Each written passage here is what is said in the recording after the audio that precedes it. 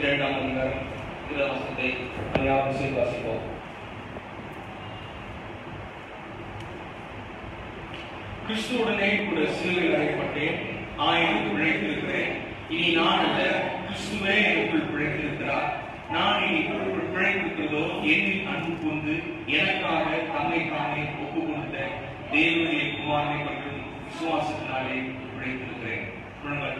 ஜெபம் செய்வோம். அதிகமாக நேசிக்கிறீர்கள் அன்பின் பரலோக நாமே, இந்த மாலை வேலைக்காக நன்றி செலுத்துகிறோம். காலை வேளை எங்களோடு கூட பேசிய தேவன் இந்த மாலை வேளையிலும் எங்களோடு கூட பேச வேண்டுமாய் நாங்கள் ஒப்புக் கொடுக்கிறோம். இந்த வல்லமையுள்ள வார்த்தையை கர்த்தர் அடவரே எங்களிடத்தில் பேசுகிறாங்க.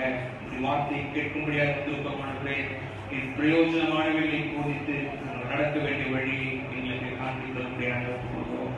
பொறுப்படுத்திக் கொள்கிறாங்க.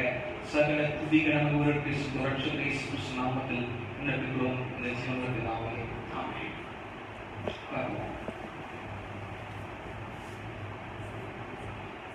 இந்த நாளில் கடந்த நான் பிரசங்கித்த கடந்த 2 பிரசங்கங்களிலே ஆவிக்குரிய வளர்ச்சியை குறித்தும் ஆவிக்குரிய வளர்ச்சியின் முதல் பிரசங்கத்திலே ஆவிக்குரிய வளர்ச்சியின் முக்கியத்துவத்தை குறித்து பேசியிருந்தேன்.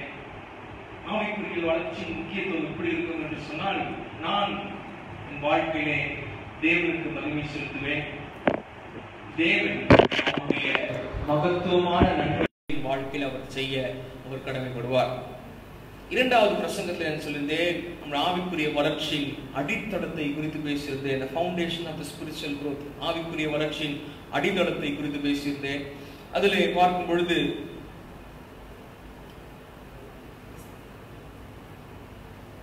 ஆவிக்குரிய வளர்ச்சி குறித்து பேசும்போது ஆவிக்குரிய வளர்ச்சியிலே அதனுடைய அடித்தளம் எதுவாய் காணப்படும் என்று சொன்னால், நானும் நீங்களும் எப்படியாக புது சிருஷ்டியாய் மாற்றப்பட்டிருக்கிறோம்.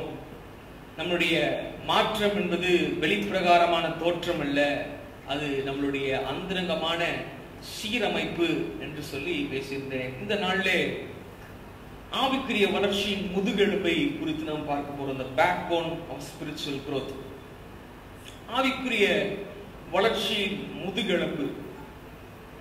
அதை குறித்து நான் தியானிக்கும் பொழுது இந்த வசனம் எனக்கு ஞாபகம் வந்துச்சு. இந்த வசனத்தை குறித்து அநேக முறை அநேக பாஸ்டர் பேசியிருப்பாங்க, நான் பிரசங்கம் பண்ணியிருப்பேன். அநேக முறை வார்த்தையை குறித்து நீங்கள் கேள்விப்பட்டிருப்பீங்க. ஆனால் ஒரு சராசரியான ஒரு கிறிஸ்தவனாக, வேதத்தை படிக்கிறவனாக இந்த வசனத்தை நான் படிக்கும் பொழுது எனக்கு என்ன புரிஞ்சுதோ அதை உங்களோடு கூட நான் பகிர்ந்து கொள்ள விரும்புகிறேன். சராசரியான ஒரு கிறிஸ்தவன் தன்னுடைய வேதாகமத்தை படித்து, அதாவது எக்ஸ்பாசிட்டரி ஸ்டடி அப்படின்னு சொல்லுவாங்க, அதில் உள்ள ஆழங்களை வார்த்தையின் வார்த்தையாக, வார்த்தைக்கு வார்த்தை, அந்த ஒவ்வொரு வாக்கியத்துக்கு வாக்கியம் எப்படியாக நாம் புரிந்து கொள்ள போகிறோம் என்று சொல்லி பார்க்கும் பொழுது, ஒரு கிறிஸ்தவ வளர்ச்சியினுடைய முழு தன்மையையும் தனித்துவத்தையும், கிறிஸ்தவ வளர்ச்சியுடைய ஹோல் பேக்கேஜ், ஒரு முழுமையான ஒரு பார்சலை இந்த வசனம் நம்மளுக்கு கொடுக்கிறது. இந்த வசனம் ஒரு புதிய ஐடென்டிட்டிக்கு நேராக நம்மளை வழிநடத்துகிறது, புதிய அடையாளத்திற்கு நேராக வழிநடத்துகிறது. அதை உடன் பேச போகிறேன். நம்முடைய கிறிஸ்தவ அல்லது ஆவிக்குரிய வளர்ச்சியின் முதுகெலும்பு எதுவாக இருக்கும் என்று சொன்னால், நம்முடைய அடையாளம்.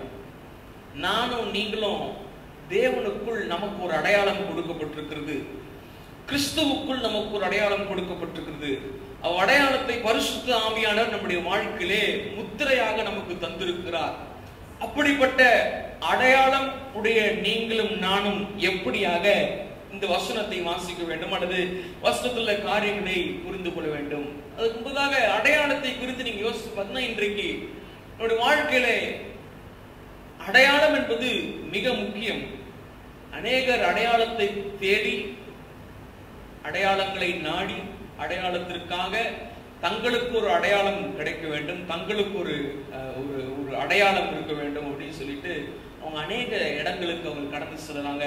அநேக காரியங்களை, அநேக டெக்னாலஜி அநேக காரியங்களை அவர்கள் தங்களுக்குள்ளாய் எடுத்துக்கொள்கிறார்கள். உதாரணத்துக்கு நீங்க ஆதார் கார்டு எடுத்துக்கலாம், அதுக்கு ஒரு நம்பர் இருக்குது, ஒரு தனி மனிதனுக்கான அடையாளம். ஓட்டர் ஐடி அதுல ஒரு நம்பர் இருக்குது, தனி மனிதனுக்கான அடையாளம். டிரைவிங் லைசன்ஸ், அதுல ஒரு நம்பர் இருக்குது, தனி மனிதனுக்கான அடையாளம். பாஸ்போர்ட், அதுல ஒரு நம்பர் இருக்குது, தனி மனிதனுக்கான அடையாளம்.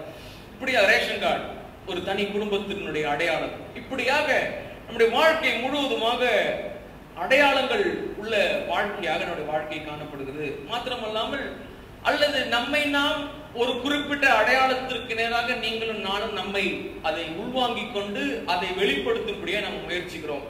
ஒரு குறிப்பிட்ட விதமான ஆடையை உடுத்தி ஒரு குறிப்பிட்டமான ஒரு அடையாளத்தை நாம் எடுத்துக்கொண்டு மற்றவர்களுக்கு அது குறிப்பிட்ட அடையாளத்தை நாம் பிரதிபலிக்கும் பொழுது நாம் அவர்களை காட்டிலும் மேம்பட்டவர்கள் என்பதை காண்பிக்கிறோம். அல்லது ஒரு குறிப்பிட்ட விதமான ஒரு கார் வாங்கி, ஒரு குறிப்பிட்ட விதமான ஒரு செல்போன் வாங்கி, ஒரு குறிப்பிட்ட விதமான ஒரு ஒரு ஒரு கொஞ்சம் காஸ்ட்லியாக அல்லது பிராண்டட்னு சொல்லுவாங்க. இன்னைக்கு வேலைக்கு நீங்க துணி கடைக்கு போனீங்கன்னாக்கா பெண்களுக்கு அப்படி இருக்கான்னு தெரியல, இருக்குது. பட் நீங்க நீங்க சபைக்கு போட்டு வர சுடிதார்லாம் அப்படிப்பட்ட பிராண்டட் இருக்குமான்னு எனக்கு தெரியல. ஆனால் ஆண்களுக்கு ஷர்ட்டுக்கு போனாக்கா சார் பிராண்டட் பாக்குறீங்களா, பிராண்டட் தான் பாக்குறீங்களா, எல்லாம் சட்டை தான். பிராண்டட் அப்படின்னு போயிட்டீங்கன்னாக்கா 1500 ரூபாய் இருக்கும், பிராண்டட் இல்ல அப்படின்னு 150 ரூபாய் இருக்கும். பெரிய வித்தியாசம் கிடையாது. விலை உயர்வு இருக்கும், அதனுடைய தர உயர்வு இருக்கும், அதனுடைய நீடித்தால் எவ்வளவு நாள் நீடிக்கிற ஒரு உயர்வு இருக்கும். இப்படியாக ஒரு குறிப்பிட்ட இடத்துக்கு போகும்போது நம்ம ஒரு குறிப்பிட்ட விதமான ஆடைகளை அணிந்து கொண்டு போவோம். எதற்கென்று சொன்னால் அது குறிப்பிட்ட தன்மைக்கு சூழ்நிலைக்கு நம்மை நாம் உள்வாங்கிக் கொள்ள உட்படுத்திக் கொள்ள. அப்படியாக நமக்கு ஒரு அடையாளம் கொடுக்கப்பட்டிருக்குது. ஆனால் அநேகருக்கு அடையாளத்தின் பெரும் குழப்பமாகவே காணப்படுகிறது. 1 யோவான் 1ஆம் அதிகாரம் 12ஆம் அதிகாரத்திலே உங்களுக்கும் எனக்கும் ஒரு பெரிய அடையாளம் கொடுக்கப்பட்டிருக்கிறது. என்னவென்று சொன்னால் நீங்கள் நான் அவரை விசுவாசிக்கும் பொழுது, அவர் ஏற்றுக்கொள்ளும் போது அவருடைய புத்திரர்களாய் மாறுகிறோம். Child of God. என்னுடைய அடையாளம் என்னுடைய ஆதார் நம்பர் கிடையாது. என்னுடைய அடையாளம் என்னுடைய ஓட்டர் ஐடி. அது உலக பிரகாரமான அடையாளம். அடையாளம் என்பது நான் என்ன செய்கிறேன் என்பதை குறித்து வருவதனால, நான் எப்படியாய் பிறந்திருக்கிறேன் என்பதை குறித்து வருகிற அடையாளம். நான் எப்படியாய் பிறந்திருக்கிறேன், நான் தேவனால் பிறந்திருக்கிறேன். தேவனால் பிறந்த பிறப்பு தான் உலகத்தை ஜெயிக்கும். தேவனால் பிறந்த பிறப்பு தான் பாவத்தை ஜெயிக்கும். தேவனால் பிறந்த பிறப்புக்குள்ளாக தான் விசுவாசம் காணப்படும். தேவனால் பிறந்த பிறப்புக்கு தான் கிருபை இருக்கும். தேவனால் பிறந்த பிறப்புக்கு தான் தெய்வீக ஆசீர்வாதங்கள், உன்னதத்திலே வைக்கப்பட்ட ஆசீர்வாதங்கள் காணப்படும். தேவனால் பிறந்த பிறப்புக்கு தான் உன்னதத்திலே உட்கார வைக்கப்பட்டிருக்கும். தேவனால் பிறந்த பிறப்புக்கு தான் தூதர்கள் அவர்களை ஏந்தி கொண்டு செல்வாங்க. தேவனால் பிறந்த பிறப்பு தேவனோடு இருக்கும், தேவன் அவர்களோடு இருப்பார். நானும் நீங்களும் அடையாளத்தை நமக்கு நேராக நம்ம சொந்தமாக்கிக் கொள்ளும் பொழுது நம்முடைய ஆவிக்குரிய வளர்ச்சிக்கு ஒரு முதுகெலும்பாய் காணப்படும். முதுகெலும்பு ரொம்ப முக்கியம். இந்த முதுகெலும்பு வந்து நிறைய எலும்புனுடைய ஒரு, இந்த போட்டோல இருக்கு, போட்டோல இருக்கு, இந்த நிறைய எலும்புனுடைய ஒரு யூனியன், ஒரு ஒரு ஒரு என்ன சொல்றது, யூனியன்னா இணைக்கப்பட்டதாய் காணப்படும். இந்த முதுகெலும்பு தனியாய் செயல்படாது. இந்த முதுகெலும்பு நம்முடைய உடம்பிலே காணப்படுற ஒவ்வொரு தசை, ஒவ்வொரு நரம்பு, ஒவ்வொரு காணப்படுற எல்லா காரியத்திற்கும் இந்த முதுகெலும்பு வந்து ரொம்ப முக்கியம். சொல்லுவாங்க, நீங்க ஆக்சிடென்ட் ஆன கேசஸ் எல்லாம் நீங்க பார்த்தீங்கன்னாக்கா எங்க அடிப்படலாம் அவங்கள காப்பாத்தி அவங்கள சீரமைத்து வேற ஒரு இதுக்கு வேற ஒரு நிலைமைக்கு அவங்க மாற்றிடலாம். ஆனால் முதுகெலும்புல அடிப்படும் என்று சொன்னால் ஒரு சில பேருக்கு, அதாவது அன்கியூரபிள் கேன்சர், புற்றுநோய், குணப்படுத்தப்பட முடியாத ஒரு புற்றுநோய் இருக்கும் என்று சொன்னால் அது முதுகெலும்புல வரக்கூடிய, அந்த நாட்ஸ்ல வரக்கூடிய ஒரு புற்றுநோய். அது யாராலும் குணப்படுத்த முடியாது. ஏன்னா அதுக்கு உள்ளே காணப்படுகிற அந்த நாட்ஸ்ல காணப்படுற மட்சஸ் வந்து நமக்கு அது நம்முடையது, நமக்கு மட்டும்தான் சொந்தமா இருக்கும். வேற ஒருத்தவங்களுடைய எடுத்து நம்மளுடைய இதற்கு நேராக நம்ம மட்சஸ்க்கு நேராக என்ன பண்ண முடியாது, அதுல புகுத்தி வைக்க அல்லது இணைக்க தொடர்பு படுத்திக் கொள்ள முடியாது. அப்படியாக நீங்கள் நானும் கிறிஸ்துவோடு கூட இணையும் பொழுது, கிறிஸ்துவை ஏற்றுக்கொள்ளும் பொழுது அவருடைய பிள்ளைகளாக நாம் மாறுகிறோம். அப்போ என்னுடைய வாழ்க்கையின், என்னுடைய கிறிஸ்துவ வாழ்க்கையின் மிகப்பெரிய முக்கியமான ஒரு அடையாளம் என்னவென்று சொன்னால் நான் தேவனுடைய பிள்ளை. அதில் ஆவிக்குரிய வளர்ச்சிக்கு மிகவும் முக்கியமாக முதுகெலும்பாய் காணப்படுகிறது. வசனத்தை வாசிப்போம். கலாத்தியர் 2ஆம் அதிகாரம் 20ஆம் வசனம். கிறிஸ்துவுடனே கூட சிலுவையில் அறையப்பட்டேன், ஆயினும் பிழைத்திருக்கிறேன். இனி நான் அல்ல, கிறிஸ்துவே எனக்குள் பிழைத்திருக்கிறார். நான் இப்பொழுது மாம்சத்தில் கிறிஸ்துவுடனே கூட சிலுவையில் அறையப்பட்டேன். முதலாவதாக வார்த்தை கிறிஸ்துவுடனே கூட சிலுவையில் அறையப்பட்டேன், இது ஒரு பகுதியாக பார்ப்போம். அடுத்த பகுதி ஆயினும் பிழைத்திருக்கிறேன். அடுத்த பகுதி இனி நான் அல்ல கிறிஸ்துவே எனக்குள் பிழைத்திருக்கிறார். அடுத்த பகுதி மாம்சத்தில் பிழைத்திருக்கிறது அன்பு கூர்ந்து. அடுத்த பகுதி விசுவாசத்தினாலே பிழைத்திருக்கிறேன். முதலாவதாக கிறிஸ்துவுடனே கூட சிலுவையில் அறையப்பட்டிருக்கிறேன். முதலாவதாக எதை நான் சுட்டி காட்ட விரும்புகிறேன் என்று சொன்னால், நானும் நீங்களும் முதலாவதாக ஆவிக்குரிய வளர்ச்சியின் அடித்தளமாக அடையாளமாய் காணப்படும் தேவனுடைய பிள்ளை என்கிற அடையாளம் அது எப்படிப்பட்டது என்று சொன்னால், முதலாவதாக என்னுடைய அடையாளம் என்ன சொல்லுகிறது என்று சொன்னால், நான் அவரோடு இணைக்கப்பட்டிருக்கிறேன். I am in union with Christ. நான் அவரோடு இணைக்கப்பட்டிருக்கிறேன். முதல் பாயிண்ட் தான், நான் அவரோடு இணைக்கப்பட்டிருக்கிறேன். என்னுடைய வாழ்க்கை அவரோடு கூட இணைக்கப்பட்டிருக்கிறது. என்னுடைய ஜீவியம் அவரோடு இணைக்கப்பட்டிருக்கிறது. என் வாழ்க்கையின் மேடு பள்ளங்கள் அவரோடு இணைக்கப்பட்டிருக்கிறது. என் வாழ்க்கையின் ஆசபாசங்கள் ஆசீர்வாதங்கள் அவரோடு இணைக்கப்பட்டிருக்கிறது. அவர் ஜீவனுள்ள தேவன். ஜீவனுள்ள தேவனோடு கூட என்னுடைய வாழ்க்கை இணைக்கப்பட்டிருக்கிறது. இப்போ இந்த வசனத்தை வாசிக்கும் பொழுது சிலுவையில் அறையப்பட்டிருக்கிறேன். இது தமிழ்ல ரொம்ப வித்தியாசமாக இருந்தாலும் ஆங்கிலத்துல பார்க்கும்போது ஐ ஆம் க்ரூசிஃபைடு, கிறிஸ்துவுடனே கூட உபத்திரவப்பட்டு மரித்திருக்கிறேன். நான் ஐ சப்ஜெக்ட், கிறிஸ்துவோடு கூட ஆப்ஜெக்ட். மரித்திருக்கிறேன் வர்பு வினை சொல் அல்லது சிலுவையில் அறையப்பட்டிருக்கிறேன். இதை வேற டிரான்ஸ்லேஷன்ஸ்ல வாசித்து பார்த்தோம்னா ஈஸி டு ரீட் வெர்ஷன் பார்க்கும்போது தமிழ்ல நான் இப்பொழுது வாழ்ந்து கொண்டிருக்கிற வாழ்வு எனக்கானது அல்ல, இயேசு கிறிஸ்து இப்பொழுது என்னில் வாழ்ந்து கொண்டிருக்கிறார். இப்பொழுது இந்த சரீரத்திலே நான் வாழ்ந்தாலும் தேவனுடைய குமாரன் மீதுள்ள விசுவாசத்தினாலே வாழ்கிறேன். இயேசு ஒருவரே என் மீது அன்பு கொண்டவர், என்னை ரட்சிப்பதற்கு அவர் தன்னையே தந்தவர்.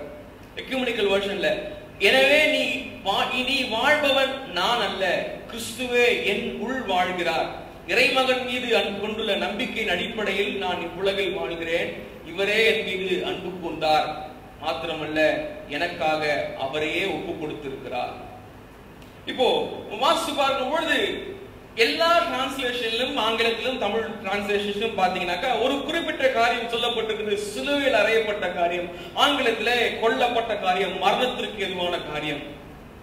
அப்போ நான் ஆவிக்குரிய வளர்ச்சியின் முதல் படியாக என்னுடைய காலை எடுத்து வைக்கும் போது நான் முக்கியத்துவத்தை சொல்லிவிட்டேன், அதன் அடிப்படையை சொல்லிட்டேன்.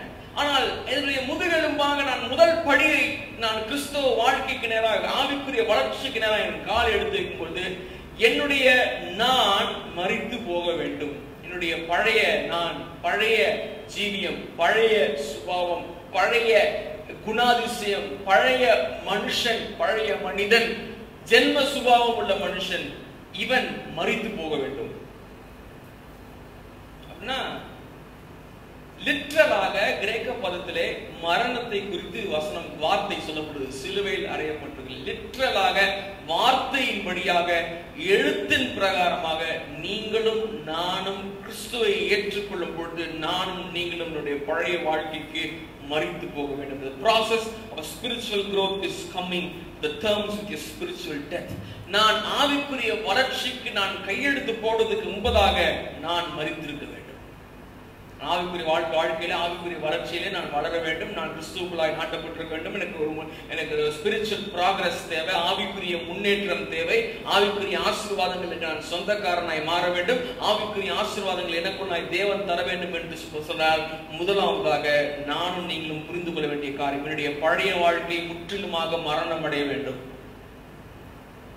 அதற்கு திரும்பவும் உயிர் வரக்கூடாது, அதை திரும்பவும் கிளறக்கூடாது, அதை திரும்பவும் உயிர்ப்பிக்க கூடாது.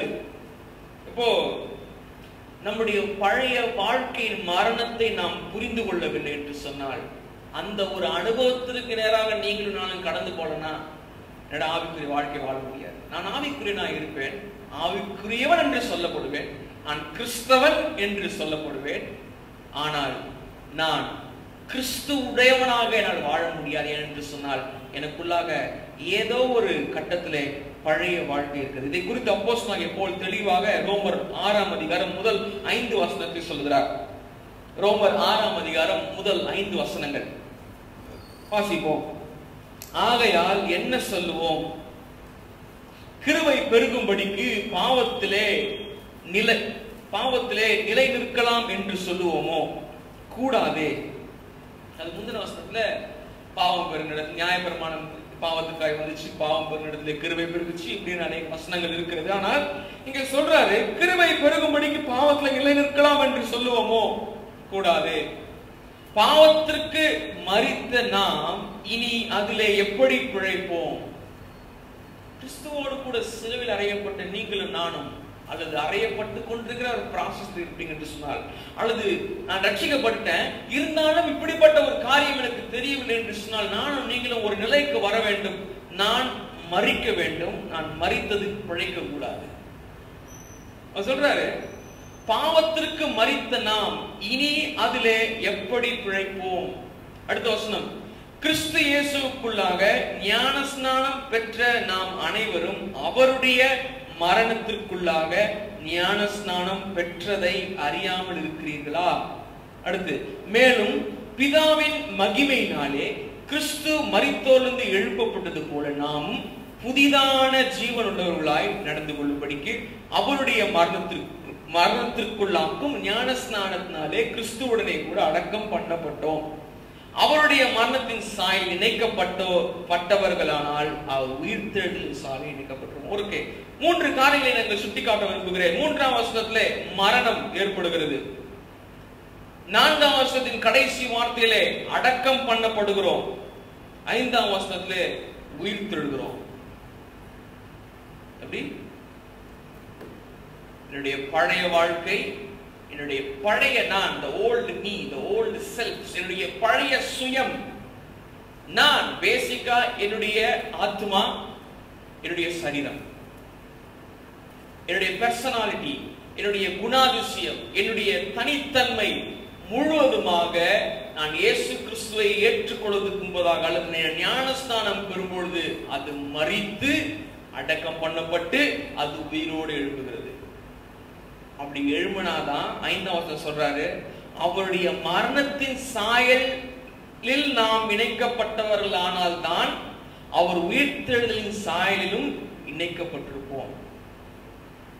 கிறிஸ்துவுடனே கூட சிலர் அறையப்பட்டேன் அப்படின்னா அவர் மரிச்சாரு, அந்த மாதிரி நான் மரிக்கணும். நான் மரிக்கலனா அவரை போல உயிர்த்தெழ மாட்டேன். நீங்க கிறிஸ்தவர்களுக்கு கொடுக்கப்பட்ட மிகப்பெரிய ஒரு நம்பிக்கை என்னது? நம்ம நம்பிக்கையின் வார்த்தை என்னது? நானும் நீங்களும் இயேசுநாதர் எக்கால சத்தத்தோடு தூதர்களோடு கூட உலகத்திற்கு வரும் பொழுது உயிர்த்தெழுவோம். வேற எந்த இடத்துலயும் யாரும் சொல்ல மாட்டாங்க நம்மளுக்கு ஒரு மறு ஜீவன் இருக்கிறது, ஒரு புதிய ஒரு வாழ்க்கை பரலோகம் இருக்கிறது என்று கிடையாது. ஆனால் நம்முடைய பேசிக் அடிப்படையான ஒரு விஷயம், நீங்களும் நானும் அப்படி நான் உயிர்த்தெழணும்னா முதலாவதாக நான் மரிக்க வேண்டும். நான் மரிக்க வேண்டும் என்று சொன்னால் மரிச்சு யோசிச்சு பாருங்க. நீங்க ஒரு மரண ஒரு சடலத்தை பாக்குறீங்க, ஒரு யாரா ஒருத்தர் இறந்துட்டாங்க, அவங்க வீட்டுக்கு போறீங்க, எல்லாம் இருக்கிறாங்க, எல்லாம் பார்த்துட்டு வேலை செஞ்சுருக்காங்க, அழுதுங்கிறாங்க, எல்லாம் பண்றாங்க. யோசிச்சு பாருங்க, திடீர்னு அது கட்ட வரல மட்டும் ஆடிச்சுன்னா நீங்க என்ன பண்ணுவீங்க?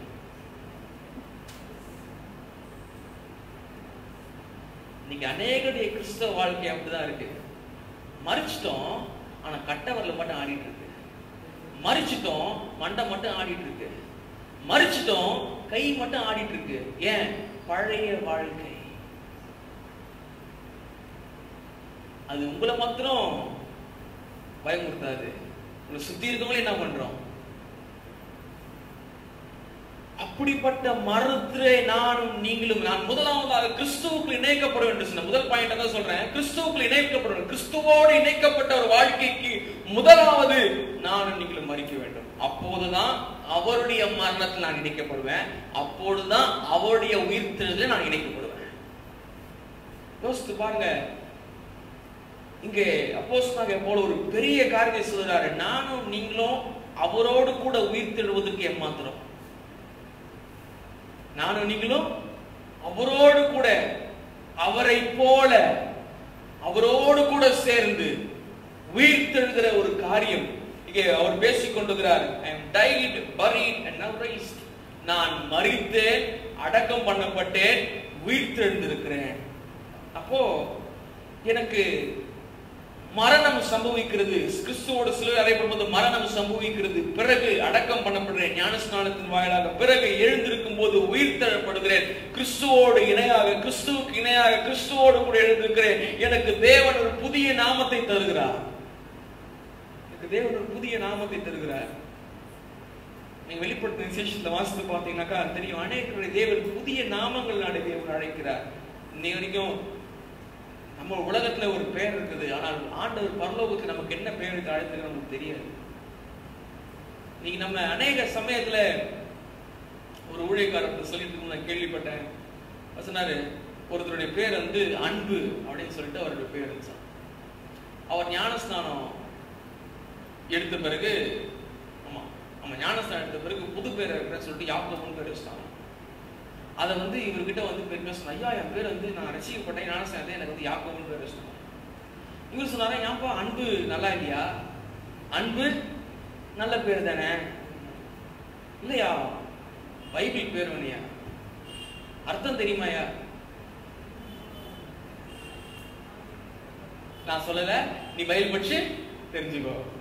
யோசித்து பாருங்க, எனக்கு பரலோகத்திலே புதிய நாமம் தெரிவிக்கப்படுகிறது. அப்படி என்று சொன்னால் அந்த நாமம் என்னமா இருக்கும் என்று சொன்னால், பாவி பரிசுத்தவானாய் காணப்படுகிறார்.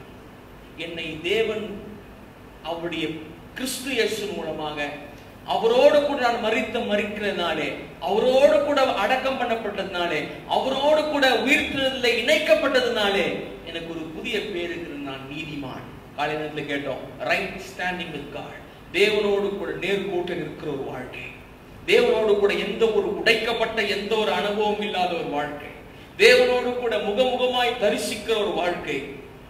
இந்த வாழ்க்கை, இந்த அடையாளம் எனக்கு வேண்டும் என்று சொன்னால் நான் மரிக்க வேண்டும். நான் மரித்த பிறகு எனக்கு ஆண்டவர் புதிய இருதயத்தை தருகிறார். எனக்கு ஒரு புதிய குணாதிசயத்தை தருகிறார்.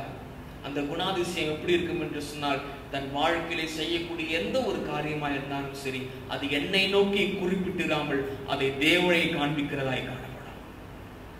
கிறிஸ்தவ வாழ்க்கையினுடைய மிகப்பெரிய அடையாளம் எப்படி இருக்குன்னா, நான் நான் நான் என்று காணப்படாது, அவர் அவர் அவர் என்று அவரை காண்பிக்கிறதா இருக்கும். ஆரோ மார்க் இப்படி மேல பார்க்கிற மாதிரி ஆரோ மார்க் இருக்குமே ஒழிய என்னை பார்க்கிற ஒரு ஆரோ மார்க் அங்க இருக்காது. ஒரு புதிய குணாதிசயம், என்னுடைய பழைய குணாதிசயம், எனக்கு இது எனக்கு இது எனக்கு இது என் குடும்பத்திற்கு சுயநலமான ஒரு காரியத்திருப்போம். ஆனால் கிறிஸ்து இயேசு உயிர்ப்பிக்கப்பட்ட நானோ நீங்களோ அவராலே அளவில்லாத கிருபை பெறும்படியாக நற்கிரியைகளுக்காக கர்த்தர் கிறிஸ்து இயேசு உங்களுக்குள்ள எனக்குள்ள புதிய இருதயத்தை சிருஷ்டித்திருக்கிறார். புதிய இருதயம், புதிய குணம், ஒரு புதிய நல் மனசாட்சி தேவன் தருகிறார். இந்த நல் என்னுடைய பழைய மனசாட்சி இருந்துச்சு, அது மனசாட்சி, அது மனசாட்சியா இருந்துச்சு. அது பரிசுத்த ஆவியானவருடைய ஆளுகை காணப்படவில்லை. ஆனால் நான் மரித்து அடக்கம் பண்ணப்பட்டு உயிர் தெழும்போது எனக்கு ஒரு மனசாட்சி வருகிறது. அது வெறும் மனசாட்சி, அது கிறிஸ்து இயேசுவால் உண்டான நல் மனசாட்சி. இந்த நல் மனசாட்சியை பரிசுத்த ஆவியானவர் அவருடைய சத்தியத்தின் மூலமாக என் வாழ்க்கையில் நடத்துவார். என் வாழ்க்கையில் நான் லெஃப்ட் திரும்ப ரைட் திரும்ப ஸ்ட்ரைட் போனவா எதை செய்ய வேண்டும் என்று சொல்லி பரிசுத்த ஆவியானவர் என்னை நடத்தி கொண்டு போவார். எனக்கு ஒரு புதிய மைண்ட், புதிய இருதயம், புதிய குணாதிசயம், புதிய நல் மனசாட்சி, புதிய சிந்தனை, ஒரு புதிய விதமான ஒரு சிந்தனை எனக்கு தேவன் தரார்.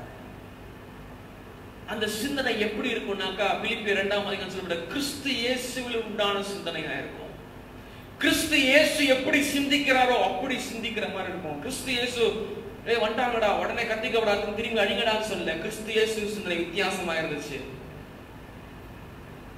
கத்தி எடுக்கிறவன் பட்டயத்தை எடுக்கிறவன் பட்டயத்தை எடுக்காது. இன்னைக்கு அநேக கிறிஸ்தவர்கள்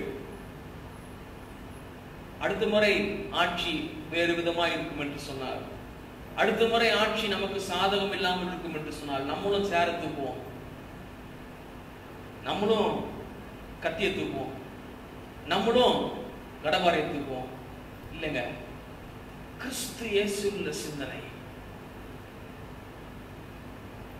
கிறிஸ்து இயேசு உள்ள சிந்தனை. கிறிஸ்து நினைச்சது அவர் சொல்றாரு, நான் நினைச்ச பிதாவை 10,000 தூதர்களை லீஜியன்ஸ் 7,000 தூதர் அனுப்ப மாட்டாரா? நான் சொன்னா என்ன ஆகும்? அவர் சொல்றாரு, இப்ப ஏதாவது பண்றேங்க ஆண்டவரே, காலி பண்றேங்க ஆண்டவரே. சொல்றாரு, என்ன ஆவி உனக்கு இருக்கு? சிந்தை, கிறிஸ்துவுள்ள சிந்தை. 1 கொரிந்தியர் 2:16 வாசிக்க வேண்டாம். 1 கொரிந்தியர் 2:16 கர்த்தருக்கு போதிக்கத்தக்கதாக அவருடைய சிந்தையை அறிந்தவன் யார்? அவரோட ஒரு 3 வருஷம் இருந்தவங்களுக்கு தெரியாது அவருடைய சிந்தை என்னன்னு சொல்லிட்டு. அவரோட கூட 3.5 வருஷம் இருந்தவங்க 5 அப்போ 2 மீன் எப்படி பத்தும்?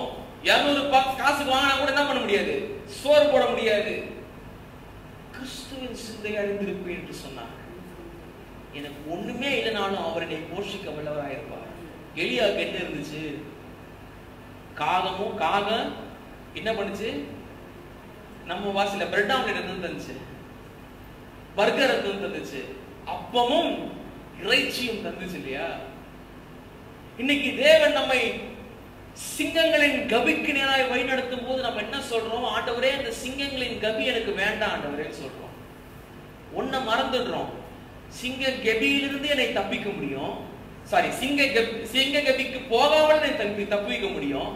சிங்க கபியில போனாலே என்னை தப்பிக்க முடியும். ஏன்னாக்கா என்னை தப்பிக்கிறார் அவர். இது என்னுடைய கிரியையினாலே, என்னுடைய பலத்தினாலே, என்னுடைய பராக்கிரமத்தினாலே நடக்கிற ஒரு விஷயம் கிடையாது. இது அவருடைய பரிசுத்த ஆவியினாலும் அவருடைய சர்வ வல்லமையின் மகத்துவத்தினாலும் அவருடைய நாமத்தின் மகிமைக்காக நடக்கிற விஷயம். இதை நேபுகாத்நேச்சர் புரிந்து கொண்டான், இதை தரியு புரிந்து கொண்டான், இதை பெல்ஷாத்சார் புரிந்து கொண்டான். இது தேவனுடைய மகிமைக்காக நிகழ்த்தப்பட்ட விஷயம் என்று சொல்லி, அவருக்கே கனமும் மகிமையும் மகத்துவம் உண்டாயிற்று என்று சொல்லி அநேக இஸ்ரவேல் ராஜாக்கள் கூட சொல்லல, ஆனால் புறஜாதியான ராஜாக்கள் சொல்றாங்க. யோசித்து பாருங்க. கெபியே வேண்டாம் ஆண்டவரே. இல்லம்மா, அவன் ஆவிக்குரிய வளர்ச்சியில நீங்க இன்னும் முதலடி எடுத்து வைக்கல. இல்ல, எனக்கு தெரியும், என்னை எந்த யாரு யோபுன்னு சொல்றாரு, என்னை கொன்று போட்டாலும் பரவாயில்லை. ஒரு வித்தியாசமான ஒரு வாழ்க்கையின் பரிமாற்றம் தான் எப்போ எழுதப்பட்டது இன்னைக்கு யாருக்கும் தெரியாது. ஆனால் அநேக வேதாகம நிபுணர்கள் சொல்கிறார்கள், அவர் ஆபிரகாமுக்கும் அவருக்கும் ஆல்மோஸ்ட் ஒரே டைம் லைன்ல இருந்திருக்க வாய்ப்பு இருக்கு என்று சொல்கிறார். அப்படிப்பட்ட ஒரு மனுஷனுக்கு அல்லது எப்படி சொன்னாக்கா, இறையில் படியாக சொல்றா, மனசாட்சியின் காலத்திலே வாழ்ந்த மனிதன் தேவனுடைய மனதை அறிந்திருக்கும் பொழுது, பரிசுத்த ஆவியானுடைய வாழ்க்கை காலத்தில் வாழ்கின்ற நீங்களும் நானும் ஏன் அவருடைய சிந்தை அறிந்து கொள்ள முடியல? ஏன்னா நான் இன்னும் மறிக்கல. யோவான் சொல்றாரே, நீங்கள் பெற்றுக்கொண்ட அபிஷேகம் உங்களுக்கு என்ன பண்ணும், என்ன பண்ணணும்னு போதிக்கும். அவராலே பெற்ற அபிஷேகம். எனக்கு இயேசு கல்ல கை வச்சாரு, அபிஷேகம் வந்துச்சு. இவராலே பெற்ற அபிஷேகம் பைபிள் சொல்ல. எனக்கு எலிசா உயிரோடு வந்து தள்ள கை வச்சாரு, எனக்கு அபிஷேகம். அவராலே பெற்ற அபிஷேகம் சொல்ல, அவராலே கிறிஸ்து இயேசுவினாலே பெற்ற அபிஷேகமானது என்னை அனைத்தையும் போதிக்க வல்லமை உள்ளதா இருக்கிறது. அப்படி என்று சொன்னால் சொல்றாரு, கர்த்தருக்கு போதிக்கத்தக்க சிந்தை அறிந்தவன் யார்? யாரும் கிடையாது, ஆனா உண்டு. எங்களுக்கோ கிறிஸ்துவின் சிந்தை உண்டாயிருக்கிறது. புதிய இருதயத்தை தருகிறார், புதிய குணாதிசயத்தை தருகிறார், புதிய நல் மனசாட்சியை தருகிறார், புதிய சிந்தையை அவர் தருகிறார். மாத்திரமல்லாமல் என்னுடைய லொகேஷன் அவர் ஷிஃப்ட் பண்றாரு, புதிய இருப்பிடத்தை அவர் தருகிறார். இதை குறித்து நான் கடந்த நாட்களில் பேசியிருந்தேன். சொல்லப்படுகிறது, நீங்கள் அவர் ஏற்றுக்கொண்ட மாத்திரத்திலே இயேசு கிறிஸ்துவோடு கூட உட்கார வைக்கப்பட்டிருக்கிறீர்கள். உங்களை உன்னதத்திலே உட்கார வைத்திருக்கிறார். இன்னமும் அந்த வசனம் படிக்கும்போது ஒரு மாதிரி இருதயம் ஒரு மாதிரி பண்ணுவோம். என்னன்னா, உன்னதத்துல ஒரு நாள் என்னை கூட்டி போய் வைப்பார் நம்மளுக்கு தெரியும், ஒரு நாள் அவரோட கூட நானும் நீங்களும் உட்காருவோம் தெரியும். ஆனா வசனம் சொல்லுது, நீங்க பூமியில வாழும் போதே உங்களை உன்னதங்களை உட்கார வைத்திருக்கிறார். ஏன்னாக்கா, நான் அவரோடு கூட மரித்து, அவரோடு கூட அடக்கம் பண்ணப்பட்டு, அவரோடு கூட உயிர்த்தெழுதலினாலே இணைக்கப்பட்டபடினாலே அவர் எங்க இருக்கிறாரோ நான் அங்க இருப்பேன். அவர் எங்க இருக்கிறாரு? எங்க இருக்கிறாரு? இயேசு கிறிஸ்து எங்க இருக்கிறாரு? சண்டே ஸ்கூல் ஸ்டூடெண்ட்ஸ் சொல்லுவாங்க, இங்க இருக்கிறாரு. பரிசுத்த ஆவியானவர் எங்க இருக்கிறாரு? இயேசு கிறிஸ்து எங்க இருக்கிறாரு? இதோ சொல்றாரு, இதோ இது முதற்கொண்டு பிதாவின் வலது பார்சத்திலே மனுஷகுமாரன் உட்கார்ந்து இருக்கிறதை காண்பீங்க. அதை ஒருத்தன் பார்த்தா. யோசித்து பாருங்க, எனக்கு ஆண்டவர் ஒரு புதிய இடத்தை தரார், எனக்கு அட்ரஸை மாத்தி தரார் ஆண்டவர். ஆனால் பிசாசுக்கு இது பிடிக்காது. ஏன் அப்படி பார்த்தாக்கா, நீங்கள் புதிதாக சிருஷ்டிக்கப்பட்டவன், நீங்கள் புதிதாக உங்களுக்கு ஒரு அடையாளம் இருக்கிறது, அல்லது நீங்கள் இயேசுவோடு இணைக்கப்பட்டிருக்கிறீர்கள் என்பதை அறிவதற்கே பிசாசன் தடுத்து போடுகிறான். ஏன்னாக்கா, நீங்கள் அதை அறிவீர்கள் என்று சொன்னால் அதை விசுவாசிப்பீர்கள். நீங்கள் அதை விசுவாசிப்பீர்கள் என்று சொன்னால் அதன்படி உங்களுடைய கிரியைகளிலே ஒரு மாற்றம் நடைபெறும். உங்கள் கிரியைகளிலே ஒரு மாற்றம் நடைபெறும் என்று சொன்னால் நீங்கள் வளர ஆரம்பிப்பீர்கள். நீங்கள் வளர ஆரம்பிப்பீர்கள் என்று சொன்னால் அவன் குறுக ஆரம்பிப்பான். பார்வோனுடைய வாழ்க்கையை யோசிச்சு பாருங்க. இந்த யோசேப்பை அறியாத ஒரு பார்வோன் பாத்தீங்களா? அவன் என்ன சொல்றான்? அவன் இங்க வளர்ந்தானா நம்மள வாழ மாட்டான், அதனால அவங்கள வளர்க்க கூடாது, கொன்று போடு. பிசாசான இதேதான். நீங்கள் நானும் இயேசு கிறிஸ்துவை அதிகமாக அறிந்து ஆவிக்குரிய வளர்ச்சியிலே அதிகமாக வளர்ந்து அவருடைய அடையாளத்தை தினந்தோறும் அறிக்கை செய்து அவருடைய பிள்ளை என்று சொல்லி தினந்தோறும் அறிக்கை செய்து அவரோடு கூட இணைக்கப்பட்டிருப்போம் என்று சொன்னால், அதை அறிந்து விசுவாசித்து நம்முடைய கிரியைகளை காண்பிப்போம் என்று சொன்னால் பிசாசன் அது பிடிக்காது, பொறுக்காது, தடுத்து போடுவான். அதை மேற்கொள்வதற்காக தான் எனக்குள்ளாக பரிசுத்த ஆவியானவர் காணப்படுகிறார். அவருடைய சத்தியம் காணப்படுகிறது. அவருடைய சத்தியம் எனக்கு பரிசையும் கேடமும். சத்தியம் என்னை தடுத்து நிறுத்தும். அப்போ நானும் நீங்களும் இயேசு கிறிஸ்துவோடு இணையும் பொழுது, ஆவியிலே இணையும் பொழுது, அவர் சரீர பிரகாரமாய் உடன் சென்ற சகலவற்றிலும் நம்மையும் கூட்டிக் கொண்டு செல்ல வல்லவராய் இருக்கிறார். எப்படி இது நடந்துச்சு? விசுவாசத்தினால் நடந்துச்சு. எப்படி நடந்துச்சு? அநேக சமயத்துல நீங்க பார்த்திருப்பீங்க, குடி போதைக்கு அடிமையா இருக்கிறவர்கள், போதை பழக்கங்களுக்கு அடிமையா இருக்கிறவர்கள், அவங்க நம்ம என்னன்னு சொல்லுவோம்? குடிக்கிறவர்களை நம்ம என்ன சொல்லுவோம்? வீசனா சொல்ல குடிமகன்கள் அப்படின்னு சொல்லு. அவனுடைய அடையாளம் எதனால் தீர்மானிக்கப்படுகிறது? அவனுடைய கிரியையினால. நான் வண்டி ஓட்டுறேன், என்ன சொன்னீங்க? ஓட்டுநர். நான் பஸ்ல கண்டக்டரா இருக்கிறேன், என்ன சொல்லுவீங்க? நடத்துனர் சொல்லுவீங்க. தமிழ் தெரிய மாட்டேங்குது, நடத்துனர் சொல்லுவோம். அல்லேலூயா, நடத்துனர் அப்படின்னு சொல்லுவோம். இப்படியாக நாம் என்ன செய்கிறோமோ அதை வைத்து உலகம் உங்களுக்கு அடையாளம் தெரியும், உங்களுக்கு கொடுக்கும். ஆனால் இயேசு கிறிஸ்து என்ன சொல்றாருனாக்கா, நீங்க எதை செய்யனாலும் அவர் நாமத்தை விசுவாசிக்கும் பொழுது அவர் மேல் இருக்கிற அடையாளம் என் மேல வருது.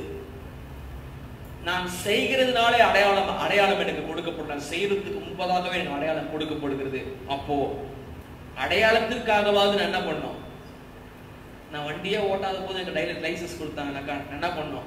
வண்டி ஓட்ட பழகிக்கணும், இல்லைனாக்கா எனக்கு லைசன்ஸ் வேஸ்ட். ஸோ ஒரு கிறிஸ்தவனாக நீங்களும் நானும் நல்லா அறிக்கை செய்ய வேண்டிய விஷயம் என்று சொன்னால், நான் முழுவதுமாக கிரயத்திற்கு கொல்லப்பட்டேன்.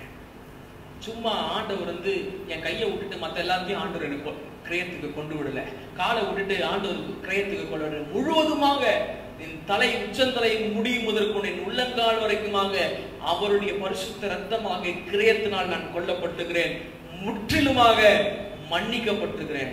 மன்னிக்கப்படாத பாவம், இயேசு கிறிஸ்துவின் இரத்தத்தினாலே மன்னிக்கப்படாத ஒரு பாவம் உலகத்தில் எதுவும் கிடையாது.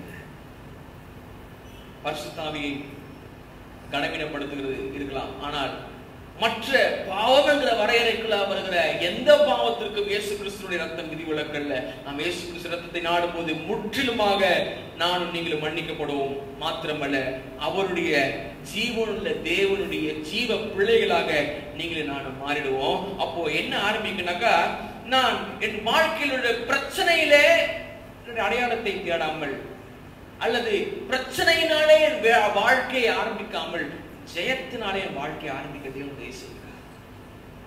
யோசிச்சு பாருங்க, இன்னைக்கு குழந்தை பிறக்கிறது முதற்கொண்டு அந்த குழந்தைக்கு அந்த குழந்தைக்கு கஷ்டம், தாய்க்கு கஷ்டம், எல்லாரும் கஷ்டம். பிறக்கும் போது சூழ்நிலை பிரச்சனை எல்லாம் இருக்குது. ஆனால் இயேசு கிறிஸ்துவுக்குள்ளாய் பிறக்கிறது அப்படின்னாக்கா, பிறக்கும் போதே ஜெயம் உள்ளவளாய் பிறப்போம். ஏன்னாக்கா அவர் ஜெயித்திருக்கிறார். அவர் சொல்றாரு, என்னுடைய ஜெயத்தை நான் உனக்கு தரேன், என்னுடைய சமாதானம் தரேன், என்ன உனக்கு தரேன், நீ உன்னை எனக்கு தா அப்படின்னு சொல்றாரு. பார்க்கும்போது இங்க 2ஆம் அதிகாரம் 20ஆம் வசனம் கலாத்தியர் சொல்றாரு, அவர் சொல்றாரு, கிறிஸ்துவுடைய கூட சிலுவையில் அறையப்பட்டிருக்கிறேன், ஆயினும் பிழைத்திருக்கிறேன். செத்துட்டேன், ஆனா உங்களோட இருக்கு.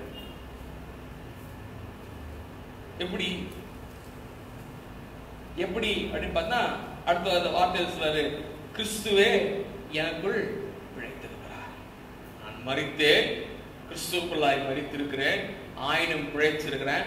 எப்படி பிழைச்சிருக்கிறேன்? நான் பிழைக்கல, கிறிஸ்து எனக்குள்ளாய் பிழைத்திருக்கிறேன். உதாரணத்துக்கு நீங்க TV, fan, fridge, washing machine இப்படிப்பட்ட பொருட்களை எலக்ட்ரிசிட்டியில ஒர்க் ஆகக்கூடிய, கரண்ட்ல ஒர்க் ஆகக்கூடிய எந்த பொருளை வேணா எடுத்து பாருங்க, கவனிச்சு பாருங்க. ஃபேன் இருக்கலாம், அது ஃபேன். அதோட அடையாளம் என்னது? ஃபேன். அதனுடைய எதுக்காக வடிவமைக்கப்பட்டிருக்கிறது? எனக்கு காற்று வீசும்படியாக. ஆனால் கரண்ட் இல்லைனாக்கா லைட் நல்லதுதான், அழகாக வடிவமைக்கப்பட்டிருக்கிறது. நம்ம தேசத்துல அவ்வளவு பெருசா அழகான லைட்ஸ் எல்லாம் கிடையாது. நீங்க பழைய காலத்து திருச்சபைகளுக்கு, பழைய ரொம்ப ஆன்டிக் சர்ச்னு சொல்லுவாங்க, பழைய திருச்சபைகளுக்கு போய் பார்த்தீங்கன்னா அதனுடைய லைட்டே வந்து மிக அழகாக இருக்கு. மைசூர் கோட்டையில பேலஸ் நீங்க போய் பார்த்தா தெரியும், அங்க காணப்படுற லைட்ஸ் எல்லாம் பார்த்தா ரொம்ப அழகா இருக்கும். உங்களுக்கு சப்போஸ் தாஸ் கோரமண்டல் போகக்கூடிய வாய்ப்பு கிடைக்கும், தாஸ் கோரமண்டல் ரொம்ப ஜாஸ்தி. சரணா ஸ்டோர் போங்க, சரணா ஸ்டோர் போனா மேலாம் என்ன அழகா லைட்ஸ் போட்டு வச்சிருக்காங்க. ஆனா அது லைட்டினுடைய மகிமை கிடையாது, அது கரண்டினுடைய வெளிச்சம். அதே மாதிரி நான் பிழைச்சிருக்கிறேன், கிறிஸ்துவோடு இணைக்கப்பட்டு பிழைத்திருக்கிறேன். நான் சும்மா பிழைச்சிருக்கேன், நான் மரிக்கிறேன், கிறிஸ்துவோடு இணைக்கப்பட்டு மரிக்கிறேன். ஆனால் நான் பிழைக்கிறேன், கிறிஸ்துவோடு இணைக்கப்பட்டு நான் பிழைத்திருக்கிறேன், அவரோடு ஐக்கியம் உள்ளவனாய் நான் பிழைத்திருக்கிறேன். அப்படினால கிறிஸ்துவ என் வாழ்க்கையில எடுத்துட்டேன்னா, பிளக் அவுட் பண்ணிட்டேனாக்கா, அந்த பிளக்கை நான் எடுத்துட்டேனாக்கா என் வாழ்க்கை நான் ஒளிமங்களாய் காணப்படுவேன். பேதுருடைய வார்த்தையில கண் சொருகி போன குருடனாக இருப்பேன்.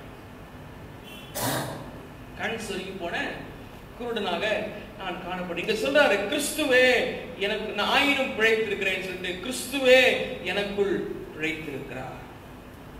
கிரைஸ்ட். இரண்டாவதாக, முதலாவதாக யூனியன் வித் கிரைஸ்ட். முதலாவதாக கிறிஸ்துவோடு எனக்கு, நானும் கிறிஸ்துவும் ஐக்கியம் உள்ளவர்களாக இணைக்கப்பட்டிருக்கிறோம்.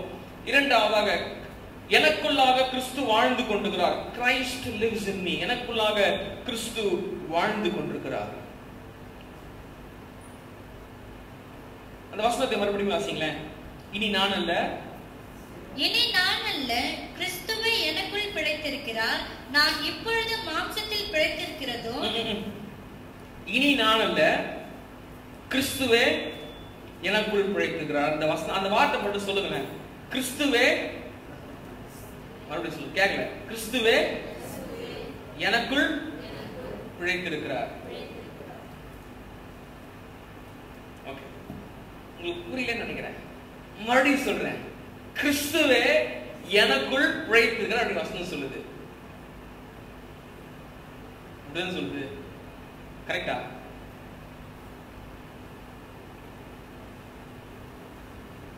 இவ்வளவு நாள் நானே நினைச்சிருந்தேன் கிறிஸ்துவுக்குள்ள நான் பிழைச்சிருக்கேன், கிறிஸ்துவுக்குள்ள நான் வாழ்ந்துக்கிறேன், கிறிஸ்துவுக்குள் பிழைச்சிட்டு இருக்கேன்.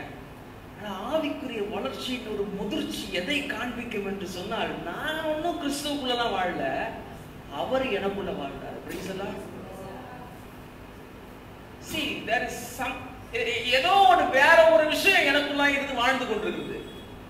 என் ஜீவன் எனக்குள்ளாய் மரித்து போயிடுச்சு, கிறிஸ்து எனக்குள்ளாய் பிழைத்திருக்கிறார் என்று சொல்லும்போது என் ஜீவன் இல்ல, கிறிஸ்துவனுடைய ஜீவன் எனக்குள்ளாய் காணப்படுகிறது.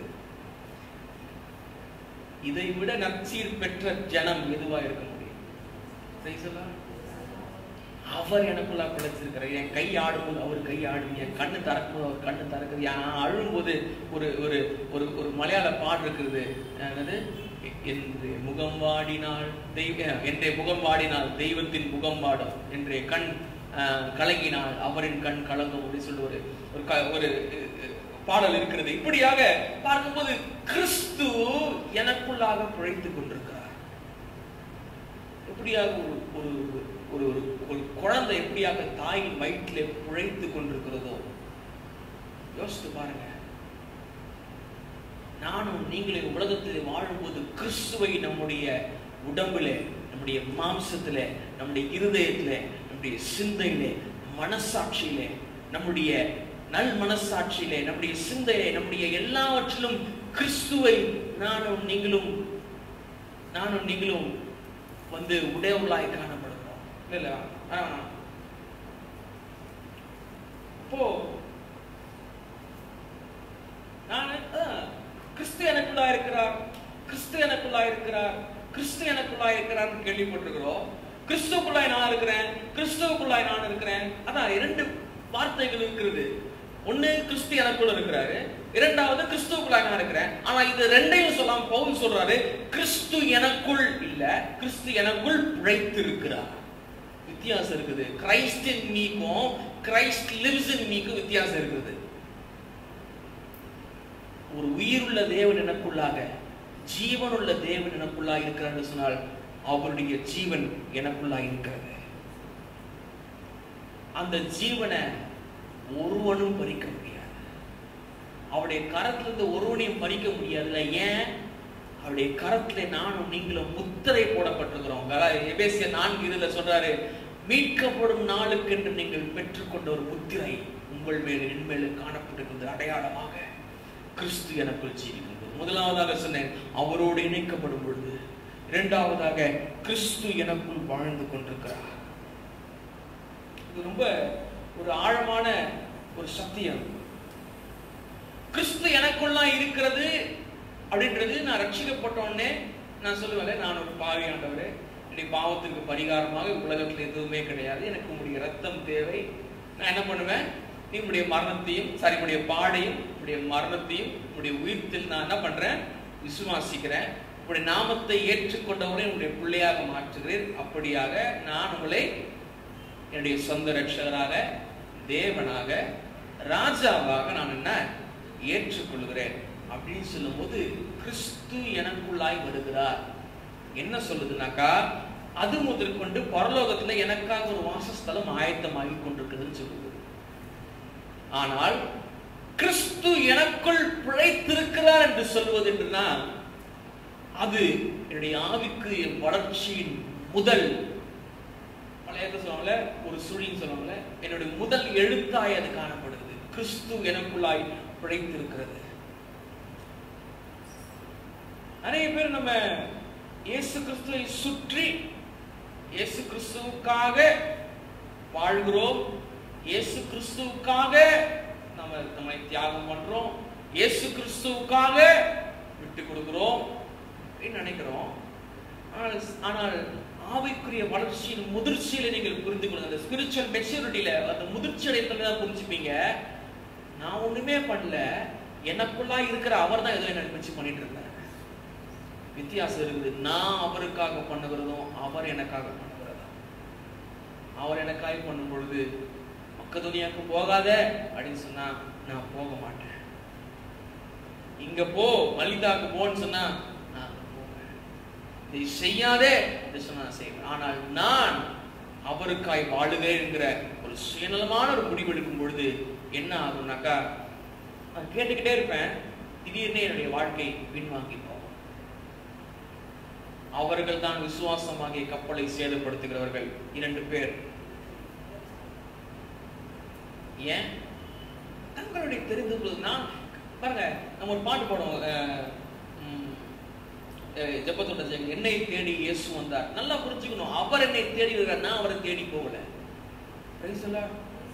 ரெண்டுத்துக்கு வித்தியாசம் இருக்கு. நம்ம நிறைய கிறிஸ்தவ வாழ்க்கையில் நம்முடைய ஆவிக்குரிய பெருமை எங்க வருதுன்னா, நான் ஏதோ சாதிச்சுட்டேன், நான் ஏதோ கிழிச்சுட்டேன், நான் ஏதோ பெருசா பண்றேன் கிடையாது. உபவாசம் இருக்கிற நான் இருக்கிறேன் கிடையாது. ஏன்னா 21 நாள் உபவாசம் இருந்தீங்களா? 40 நாள் 40 நாள் ஒரு வேலை கிடையாது. ஹாலிடே ஸ்ட்ரெச் 40 நாள் முழுக்க 3 வேளையும் உணவு இருந்தாங்க. 21 நாள் 3 வேளையும் உணவு இருந்தாமல். ஏன்? நான் பண்ணதுனால நான் சொல்றேன். ஏன் நான் உபவாசம் இருக்க முடியும்? 21 நாள் 3 நாள் 7 நாள் 5 நாள் 3 நாள் 2 நாள் 1 நாள் 2 நாள் இருந்தது இல்ல, 1 நாள் இருந்திருக்கேன், 3 நாள் இருந்திருக்கேன், 7 நாள் 21 நாள் இருக்கேன், 40 நாள் இருந்திருக்கேன். இது இருக்க முடியும் என்று சொன்னால் எப்படி இருக்க முடியும்? அவர் எனக்கு சொல்லணும், டேய் உபவாசம் இருடா அப்படின்னு சொல்லணும். அப்போ நான் கீழ்படிச்சு சரி சாமின்னு சொல்லிட்டு உட்காந்து முழங்கா போட்ட ஜோம் பண்ற பார்த்தீங்கன்னா அப்போ இருக்க முடியும். நானே இன்னைக்கு உபவாசம் இருக்க போறேன் நினைச்சிட்டு நான் உபவாசம் இருந்தேன்னா ஒரு வேலை தாங்க. பசி உண்டாகாது. நீங்க ஆண்டவருடைய நடத்துறதுனால இது வரைக்கும் ஏன் யோசிச்சு பாருங்க, ஏன் ஆண்டவர் உபவாசத்துக்கு நேரம் நடத்தல? சம்பூர்ணமாய் சாப்பிட்டு அதிசயமாய் நடத்தி வந்த தேவனே. இயேசு கிறிஸ்து உபவாசத்திற்கான ஒரு மாதிரியை விட்டு போயிருக்கிறார். நீங்க நானும் அதை எடுத்துக்க மாட்டோமே. நீங்க நானும் இன்னைக்கு உபவாசம் அவுட் ஆஃப் ஃபேஷன் ஆயிடுச்சு. இப்படி பழைய காலத்துல இந்த பேரல் பெல்ட்ஸ் போடுவாங்க தெரியுமா, ரோட்டை பெருக்கிற பேண்ட்.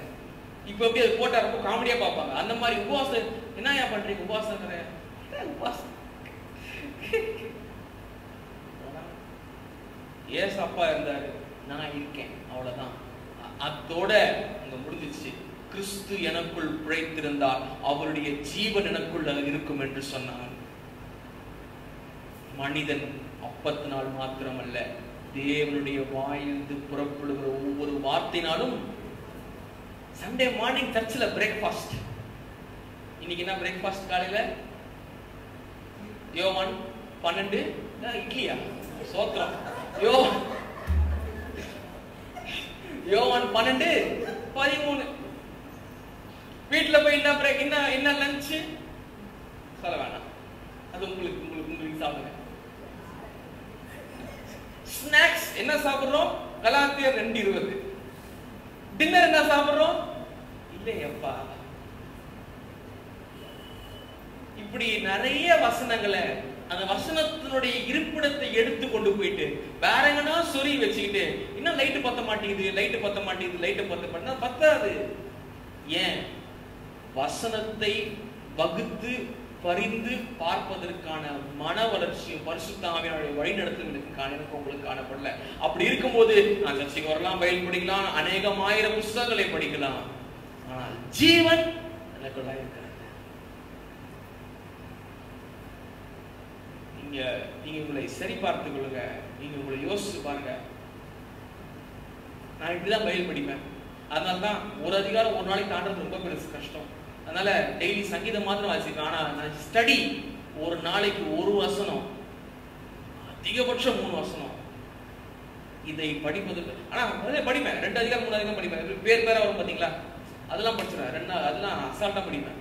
ஆனா நம்மளுக்கு இது பேர் இல்லாம ஒரு வசனங்கள்ல பேர்ல கூட நீங்க எதுக்கு நான் சொல்றேன்னாக்கா, அடப்போங்க பாஸ்டர், உங்களுக்கு வேலை வெட்டியில நீங்க வேலைக்கு போறீங்க, வீட்டுல நீங்க உட்காந்து படிக்கிறீங்க. இல்ல, நீங்க நான் வேலைக்கு போனாலும் நான் உட்காந்து படிப்பேன். ஏன்னா எனக்கு தெரியும் இதுல என்ன இருக்குன்னு சொல்லிட்டு. எங்க அப்பா சின்ன வயசுல சொன்னாரு, நீ பைபிளை தூக்கு, உன்னை பைபிள். ஏன்னா அந்த ஒரு குறிப்பிட்ட டைம்ல நான் வந்து சின்ன பைபிளை ரொம்ப விரும்புவேன். இருக்கிறதுலே சின்ன ஒரு பைபிள் எங்க அப்பா வாங்கி கொடுத்தாரு. 10 ரூபாய் வாங்கி கொடுத்தாரு. அந்த பைபிள் வந்து பாக்கெட் பைபிள்னு சொல்லுவாங்க. இவ்வளவுதான் இருக்கும்.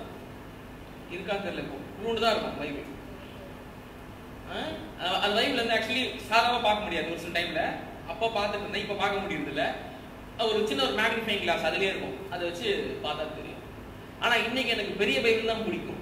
ஏன்னாக்கா எனக்கு தெரியும் நம்மளுடைய அடித்தளம் எவ்வளவு பெருசாகுதோ அவ்வளவு பெருசா பில்டிங் கட்ட முடியும்னு சொல்லிட்டு. அடித்தளம் சிறுசா இருந்துச்சுன்னா, வேத வாசிப்பு சிறுசா இருந்துச்சுன்னா, இவ்வளவு பேஸ்மெண்ட் வச்சுக்கிட்டு எல்ஐசி பில்டிங் என்ன பண்ண முடியாது. அதற்கான பேஸ்மெண்ட்டை போகணும், அதற்கான ஆழம் போகணும், அதற்கான அகலம் போகணும், அதற்கான உயரம் போகணும். வசனத்தை அறிந்து கொள்ளுங்கள், அதனாலே உங்களுக்கு நித்திய ஜீவன் உண்டு என்று இயேசு சொல்லியிருக்கிறார். வசனத்தை அறிந்து கொள்ளுங்க, அதனாலே ஜீவன் இருக்குது. நீங்க பாருங்க, யோசிச்சு பாருங்க. நீங்க நம்மளை நாம் வந்து ஒரு முறை நம்ம சிந்தித்து பார்ப்போம். என் ஆவிக்குரிய வளர்ச்சி, நான் வளர வேண்டும் வளர வேண்டும் வளர வேண்டும் என்று நான் தினந்தோறும் ஜெபம் பண்றேனே, முதலாவதா நான் அவரோடு இணைக்கப்பட்டிருக்கிறேனா, which means என்னுடைய பழைய வாழ்க்கையை நான் முழுசாக சாகடித்து நான் கிறிஸ்துவுக்குள்ளாக உயிர்த்தெழுந்து இணைக்கப்பட்டிருக்கிறேன். இந்த பழைய சுபாவம் எனக்குள்ளாக வந்து வந்து போகிறதா? இப்படி வந்து போகுதுன்னா நான் முழுசா சாகடிக்கலன்னு அர்த்தம். அன்னைக்கு பாம்பு சாவடிச்சு உங்களுக்கு தெரியும், எவ்வளவு குத்துரும், சாவே சாவல. அது என்ன பண்ணுது? கடைசியில் என்ன ஆச்சு? தலையை கட்டாயிடுச்சு. ஆனா வால் மட்டும். நீங்க அநேக கிறிஸ்தவ வாழ்க்கை தலையில்லாத பாம்பை போல ஏதோ ஒண்ணு மட்டும் நோட்டிக்கிட்டே இருக்குது. அது என்னன்னு கண்டுபிடிங்க. அது யோவான் 4ஆம் அதிகாரம். யாரு? சமாரிய ஸ்திரீ. அவ ஆராதனையை பற்றி பேசுறா இல்லையா? இந்த ஆலயமா, இந்த மலையா, அந்த மலையா, கிறிஸ்டிய மலையா, எருசலேம் மலையா, சீயோன் மலையான்னு கேட்கிறா. பர்ஃபெக்ட்லி தியாலஜிக்கலி இறையில்படியாக அவள் தெளிவான ஆராதிக்கிற ஒரு பெண்ணாய் காணப்படுகிறாள். இருப்பினும் அவள் வாழ்க்கை ஏதோ ஒன்று குறைஞ்சுக்கிட்டே இருக்குது. திருப்தியற்ற தன்மை. அதை இயேசு டச் பண்றாரு, அவ மாறுறா, அவள் மூலமாக அனைவரும் மாறுறாங்க. அப்படிப்பட்ட தன்மையில் எனக்குள்ளாகி என்ன சொரிஞ்சுக்கிட்டு இருக்குது? அப்படிப்பட்ட தன்மையில் எனக்குள்ளாகி என்ன பண்ணிட்டு இருக்குது? யோசிச்சு பாருங்க. உட்காந்து நீங்க பேண்ட் பண்ணி திடீர்னு எங்கன்னா பிரதர்ஸ் அந்த அனுபவம் இருக்கும். திடீர்னு எங்கன்னா நின்று போம், என்னன்னே தெரியாது. திடீர்னு பார்த்தா காலில் சிறுக்கு பார்த்தா கீழே எறும்பு கடிச்சிட்டு இருப்போம். அந்த எறும்பு எவ்வளவு தூரம்னா போகும். அதுக்கப்புறம் என்ன பண்ண முடியாது, உட்கார விடாது. இன்னைக்கு நம்ம அநேக ஆவிக்குரிய வளர்ச்சி அலைப்பாய்ந்து கொண்டிருக்கிறதுக்கு மிக முக்கியமான காரியம் மரிக்காத தன்மைகள். ஒன்று. இரண்டாவதாக கிறிஸ்து எனக்குள் பிழைத்திருக்க வேண்டும். எனக்குள்ள இருக்கிறது முக்கியம். எனக்குள்ள இருக்கிறது முக்கியம். நான் அவருக்குள்ள இருக்கிறது முக்கியம். நான் அவர்களே வாழ்றது முக்கியம். கிறிஸ்துவுக்குள்ள வாழ்வது மிக அவசியம். ஆனால் கிறிஸ்து எனக்குள்ளாய் பிழைத்திருக்கிறது மிக மிக அவசியம். எனக்குள்ள அவர் ஜீவனா இருக்கிறாரா? நான் தினந்தோறும் அவருக்கு சாப்பாடு போடுறேன்னா எப்படி சாப்பாடு போடுறது? எப்படி சாப்பாடு போடுறது? அப்போ என்னது? வேதவசனம். பரிசுத்த ஆவியினாலே ஒரு ஜெபம், ஜீவத்தண்ணீர். இதை நான் செய்கிறேனா? என் ஜெபம் எப்படியா இருக்கு? வீண் வார்த்தைகளால் அலப்பிக் கொண்டு அதிகமான வார்த்தைகளை வைத்துக் கொண்டு நீண்ட ஜெபமா இருக்கிறதா? அல்லது பரிசுத்த ஆவியினால் நிரம்பி ஆவியானவரால ஏவப்பட்டுகிற ஜெபமா இருக்கிறதா? நீங்க ஆவியானவர் நடத்தப்பட ஒரு ஜெபம் இருக்குனாக்கா அதுக்கு டைம் தான் தெரியாது. திடீர்னு 2 மணிக்கு எழுந்திருப்பீங்க, உட்காந்து ஜெபம் பண்ணிருப்பீங்க. திடீர்னு வண்டியில போயிட்டு இருப்பீங்க. திடீர்னு ஒரு மாதிரி தோணும், டக்குன்னு பிரேக் அடிச்சுட்டு ஒரு இடத்துல நின்று ஜெபம் பண்ணுவீங்க. திடீர்னு ஏதோ ஒரு இடத்துல பேசிட்டு இருப்பீங்க. திடீர்னு உடனே தோணும், உடனே பாத்ரூம் போயிடுற டிப்ஸ் வந்து ஜெபம் பண்ணிட்டு வருவீங்க. ஆவியினால் நடத்தப்படுது. நீங்க பாத்ரூம்ல போய் ஜெபம் பண்ணுன்னு சொல்ல நானு. அதுக்கு சர்ச்சில் இருக்கும்போது பாத்ரூம்ல போய் ஜெபம் பண்ணாதுங்க. இங்கேயே ஆகணும் இருக்கிறாரு. எதுக்கு சொல்றாரு அப்படின்னாக்கா, ஆவியினால் நடத்தப்படுற ஜெபம் நேர மரியாதை, இடம் மரியாதை, பொருள் அறியாது, எதுவுமே தெரியாது. ஒண்ணு மட்டும் தெரியும், எனக்கு ஒண்ணு மட்டும் தெரியும், எனக்குள்ளாக இருக்கிற பரிசுத்த ஆவியானவர் எனக்காக வாக்கு கடங்காத பெருமூச்சுகளோடு அவரோடு கூட பேசிக் கொண்டிருப்பார். ஆவிக்குரிய வளர்ச்சி. மூன்றாவதாக வாசிங்க, இந்த வசனம் வாசிங்க. தண்ணி குடிக்கணுமா? வாசிமா. கிறிஸ்துவுடனே சிலுவையில் அறையப்பட்டேன், ஆயினும் பிழைத்திருக்கிறேன். இனி நான் அல்ல, கிறிஸ்துவே எனக்குள் பிழைத்திருக்கிறார். நான் இப்பொழுது மாம்சத்தில் பிழைத்திருக்கிறதோ. போதும். நான் இப்பொழுது மாம்சத்தில் பிழைத்திருக்கிறதோ. அதாவது மூன்றாவதாக பார்க்கும்போது I will cooperate with Christ. நான் கிறிஸ்துவோடு கூட இணைந்து செயல்படுவேன். அவர் எனக்குள்ள பிழைச்சிருக்கிறார், அவ்வளவுதான், நான் எதுவுமே பண்ண மாட்டேன் கிடையாது. அவரோடு கூட இணைந்து நான் செயல்படுவேன். மாம்சத்தில் பிழைத்திருக்கிறதோ. இயேசு கிறிஸ்துவை அறிந்து கொள்றீங்க. யோசிச்சு பாருங்க. நீங்க ஒரு 30 வயசுல இயேசு கிறிஸ்துவை ஏற்றுக்கொள்றீங்க சொந்த ரட்சகராக. ஆனா அதுக்கு முன்பதாக 20 வருஷமா ஒரு குறிப்பிட்ட பாவத்தை நீங்க செய்து கொண்டிருந்தீங்க.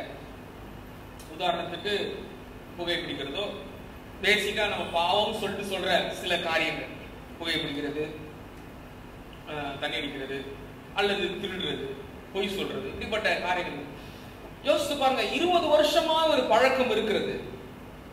ஆனால் நீங்கள் இயேசு கிறிஸ்துவை ஏற்றுக்கொண்ட மாத்திரத்தில் அந்த பழக்கம் உங்களை விட்டு விலகி போ என்று சொல்லும்போது போகாது. தலையாட்டு போகாது.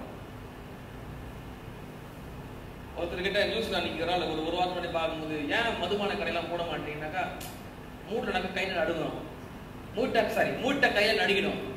தலைவர் ரொம்ப உயர்ந்துக்கிறாரு போல, மூட்டை கை நடிக்கணும். இங்க பாருங்க, 20 வருஷமாய் ஒரு குறிப்பிட்ட ரொட்டீனுக்கு, ஒரு குறிப்பிட்ட பழக்க வழக்கத்திற்கு நேராக என் சரீரம், பேசிக்கா என் சரீரம், பிறகு என் ஆத்மா, இது ரெண்டும் என்ன பண்ணுது? ஒரு பாவத்தின் செய்கைக்கு நடந்து கொண்டு போயே இருக்குது. யோசிச்சு பாருங்க, ஒரு பிள்ளை சின்ன வயசுல தெரியும், என் அறிவு தெரிஞ்ச ஒரு சிலர் நான் கவனித்திருக்கிறேன். பொய் சொல்றவங்க பாத்தீங்கன்னாக்கா, அவங்க அந்நிய பாஷை கூட பயங்கரமா பேசுவாங்க. நான் கூட அந்த அளவுக்கு பேச மாட்டேங்க, ஆனால் பொய் அந்த மாதிரி பேசுவாங்க. ஏன்? இது பழக்க வழக்கம், இது மாற்ற முடியாது, இது ரொம்ப கஷ்டம். ஒரு சில பேருக்கு வந்து ஒரு குறிப்பிட்ட பழக்க வழக்கம் இருக்கும்.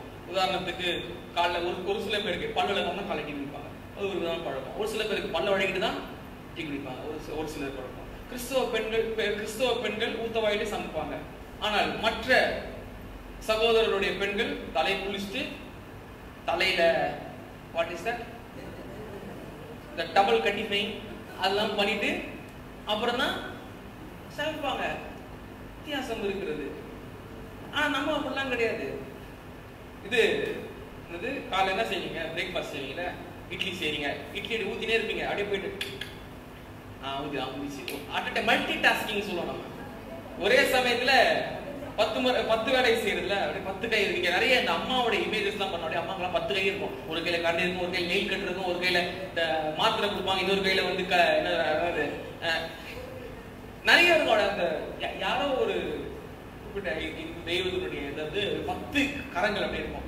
அது அப்படியே பெண்களுக்கு நீரை வச்சு இந்த கையில இருந்து கரண்டி இருக்கும், நெயில் கட்டு இருக்கும், அப்புறமா மாத்திரை கொடுக்கறது இருக்கும், அப்புறம் தோசை கல் இருக்கும், இந்த கையில வந்து துணி துவைக்கிற பிரஷ் இருக்கும், அப்புறமா பாத்ரூம் தொலைகிற பிரஷ் இருக்கும். அந்த பெண்கள் அநேக எல்லாவற்றும் சிறந்து விளங்குகிறவர்கள். சோதரம். இப்ப எதுக்கு சொல்றேன்னாக்கா 20 வருஷமாய் ஒரு பழக்கம், ஆனால் அது பழக்கம் மாறவில்லை.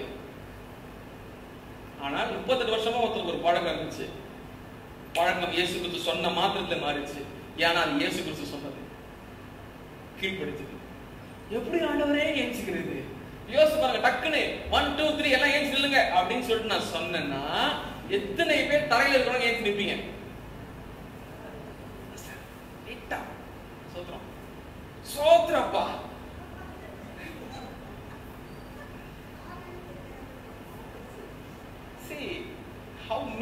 நம்ம எவ்வளவு எப்படி மாற்றம் பாருங்க. அப்போ அவன் படிக்க அவர் சும்மா கூட சொல்ல யோசிச்சு பாருங்க.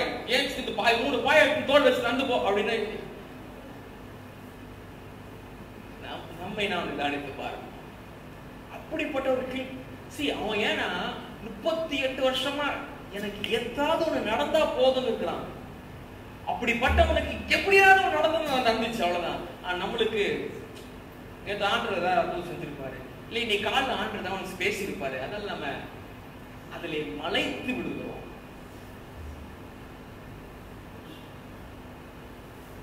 பவுல் சொல்றாரு, இப்படிப்பட்ட தொடர்ச்சியான பாவத்திற்கு ஒரு பழக்க வழக்கமாவே மாறிடும். ஆரம்பத்துல அது தப்புன்னு தெரியும், ஆனா குறிப்பிட்ட காலத்துல பரவாயில்லை அப்படிங்கிற ஒரு தன்மைக்கு நேரம் வழிநடத்தப்படும் போது பவுல் சொல்றாரு. ரோமர் 6ஆம் அதிகாரம் 12, 13, 19.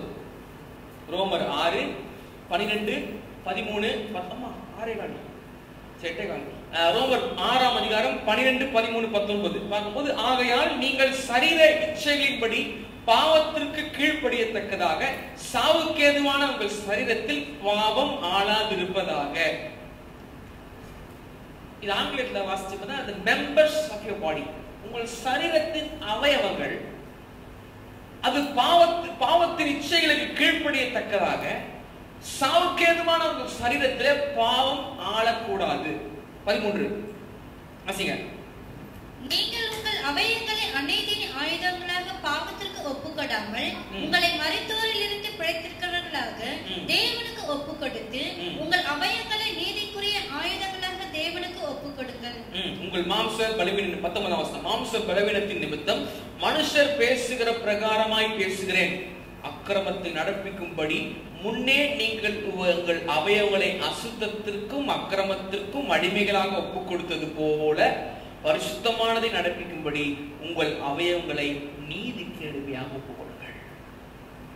கடந்த நாள் 2 நாளுக்கு முன்னாடி ஒரு சின்ன ஒரு 3-4 பாஸ்டர்ஸ் சேர்ந்து பேசும்போது ஒருத்தர் ரொம்ப விரக்தியில பேசிட்டு இருந்தார். என்ன பண்ணாலும் சர்ச்சில் டைம் வர மாட்டாங்க, என்ன பண்ணாலும் சர்ச்சுக்கு அவங்க சர்ச்சில் ஒரு 300 பேர் இருப்பாங்க, என்ன பண்ணாலும் சர்ச்சுக்கு டைம் வர மாட்டாங்க, என்ன பண்ணாலும் என்ன சொன்னாலும் கேட்க மாட்டாங்க. ஒரு வாட்டி எங்கள் சர்ச்சில் எங்கள் அப்பா வந்து கேட்டை பூட்டாரு, அப்போ கூட திருந்த மாட்டாங்க ஜனங்க. கேட்டேன், எங்கள் சர்ச்சில் குறைஞ்சது ஒரு 80 பேர் இருக்கிறாங்க. 80 எல்லா சின்ன குழந்தையெல்லாம் சேர்ந்து 80 பேர் இருப்பாங்க. எவ்வளோ பேர் சீக்கிரம் வருவாங்கன்னு நினைக்கிறீங்க? உங்கள் சர்ச்சில் பிரதர் பயங்கரமாக டிவி ஃபேஸ்புக் லைவ்லாம் சொல்றீங்க, அதை நம்பாத. எதுக்கு எங்களை மட்டும் காமிச்சுருக்கிறோம், பின்னாடி காமிச்சா 8 பேர் வராங்க ப்ரோ அப்படின்னா. அப்படியா மிஞ்சி போனா 12 பேர். தசம பாகம் தான். என்ன நீ ஒன்னும் தெரியாம இருக்கிற?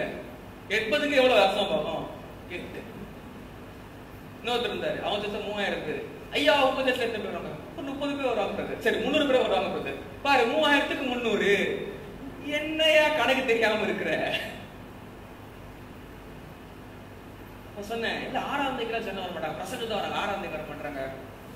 நான் சொன்ன ஒரு காரியம், ஃபர்ஸ்ட் 6ஆம் தேதி என்னங்கிற ஒரு ஒரு ஒரு வரையறைக்கு நான் வர வேண்டும். பேசிக்கா சிம்பிளா ஒரு சராசரியாக நான் புரிந்து கொள்ள வேண்டும் என்று சொன்ன வசனம் தான். என்னை அவருக்கு ஒப்பு கொடுப்பதுதான் ஆராதனை. ரோமர் 12 சரீரத்தை ஜீவ பலியாக ஒப்பு கொடுப்பது. இந்த ஈல்டிங் ஆராதனைங்கிறது நான் பண்றது இல்லை அப்படிங்கிற ஒரு எனர்ஜிக்கு வரணும். ஒன்று. ரெண்டாவது, ஆராதனைன்றது எனக்கு பின்னாடி போடுற ஸ்மோக் எஃபெக்ட்னால புகை போடுவாங்க தெரியுமா சில மீட்டிங்ஸ் எல்லாம். பிஸ்ஸுன்னு ஆவியானவரே அப்படின்னு பின்னாடி புகை பிஸ்ஸுன்னு அடிக்கும், லைட்லாம் கிச்சு கிச்சு கிச்சுன்னு ஆடும். அது அது தவறு என்று சொல்லவில்லை, அது உங்களுக்கு தேவைப்பட்ட செய்தி கொடுக்க. ஆனால் அதில் ஆவியானவர் இல்லை. அது ஆவியானவர் ஒருபோதும் செயல்படுத்தாது. நீங்க தான் உங்களுக்குள்ளா இருக்கிற பரிசுத்த ஆவியானவரை தீமோத்தேயுக்கு சொன்னது என்னது? மூப்பராகிய சங்கத்தின் தலைமையில் கைவிட்ட போது பெற்றுக்கொண்ட தேவ வரத்தை அனல் மூட்டி எழுப்ப வேண்டும். உனக்குள்ளாய் கிரியை செய்கிற பரிசுத்த ஆவியானவர் அவர் மனிதனுக்குள்ளாய் கிரியை சொல்லுகிறார். சோ நல்லா புரிஞ்சுக்கணும், ஆராதனை என்பது விட்டு கொடுப்பது, ஒப்பு கொடுப்பது. அதாவது ஆங்கிலத்தில் ஈல்டிங் சொல்லுவாங்க. என்ன எனக்கு தெரியாத நான் வந்துடுறேன், என்ன வேணா பண்ணிக்கோங்க. யோசிச்சு பாருங்க, நீங்க ஒரு ஒரு ஒரு ஒரு என்னது தலைமுடி திருத்தம் கடைக்கு, ஹேர் கட் கடைக்கு, பார்பர் ஷாப்புக்கு போனீங்கன்னாக்கா விட்டு கொடுத்துறீங்க இல்லையா?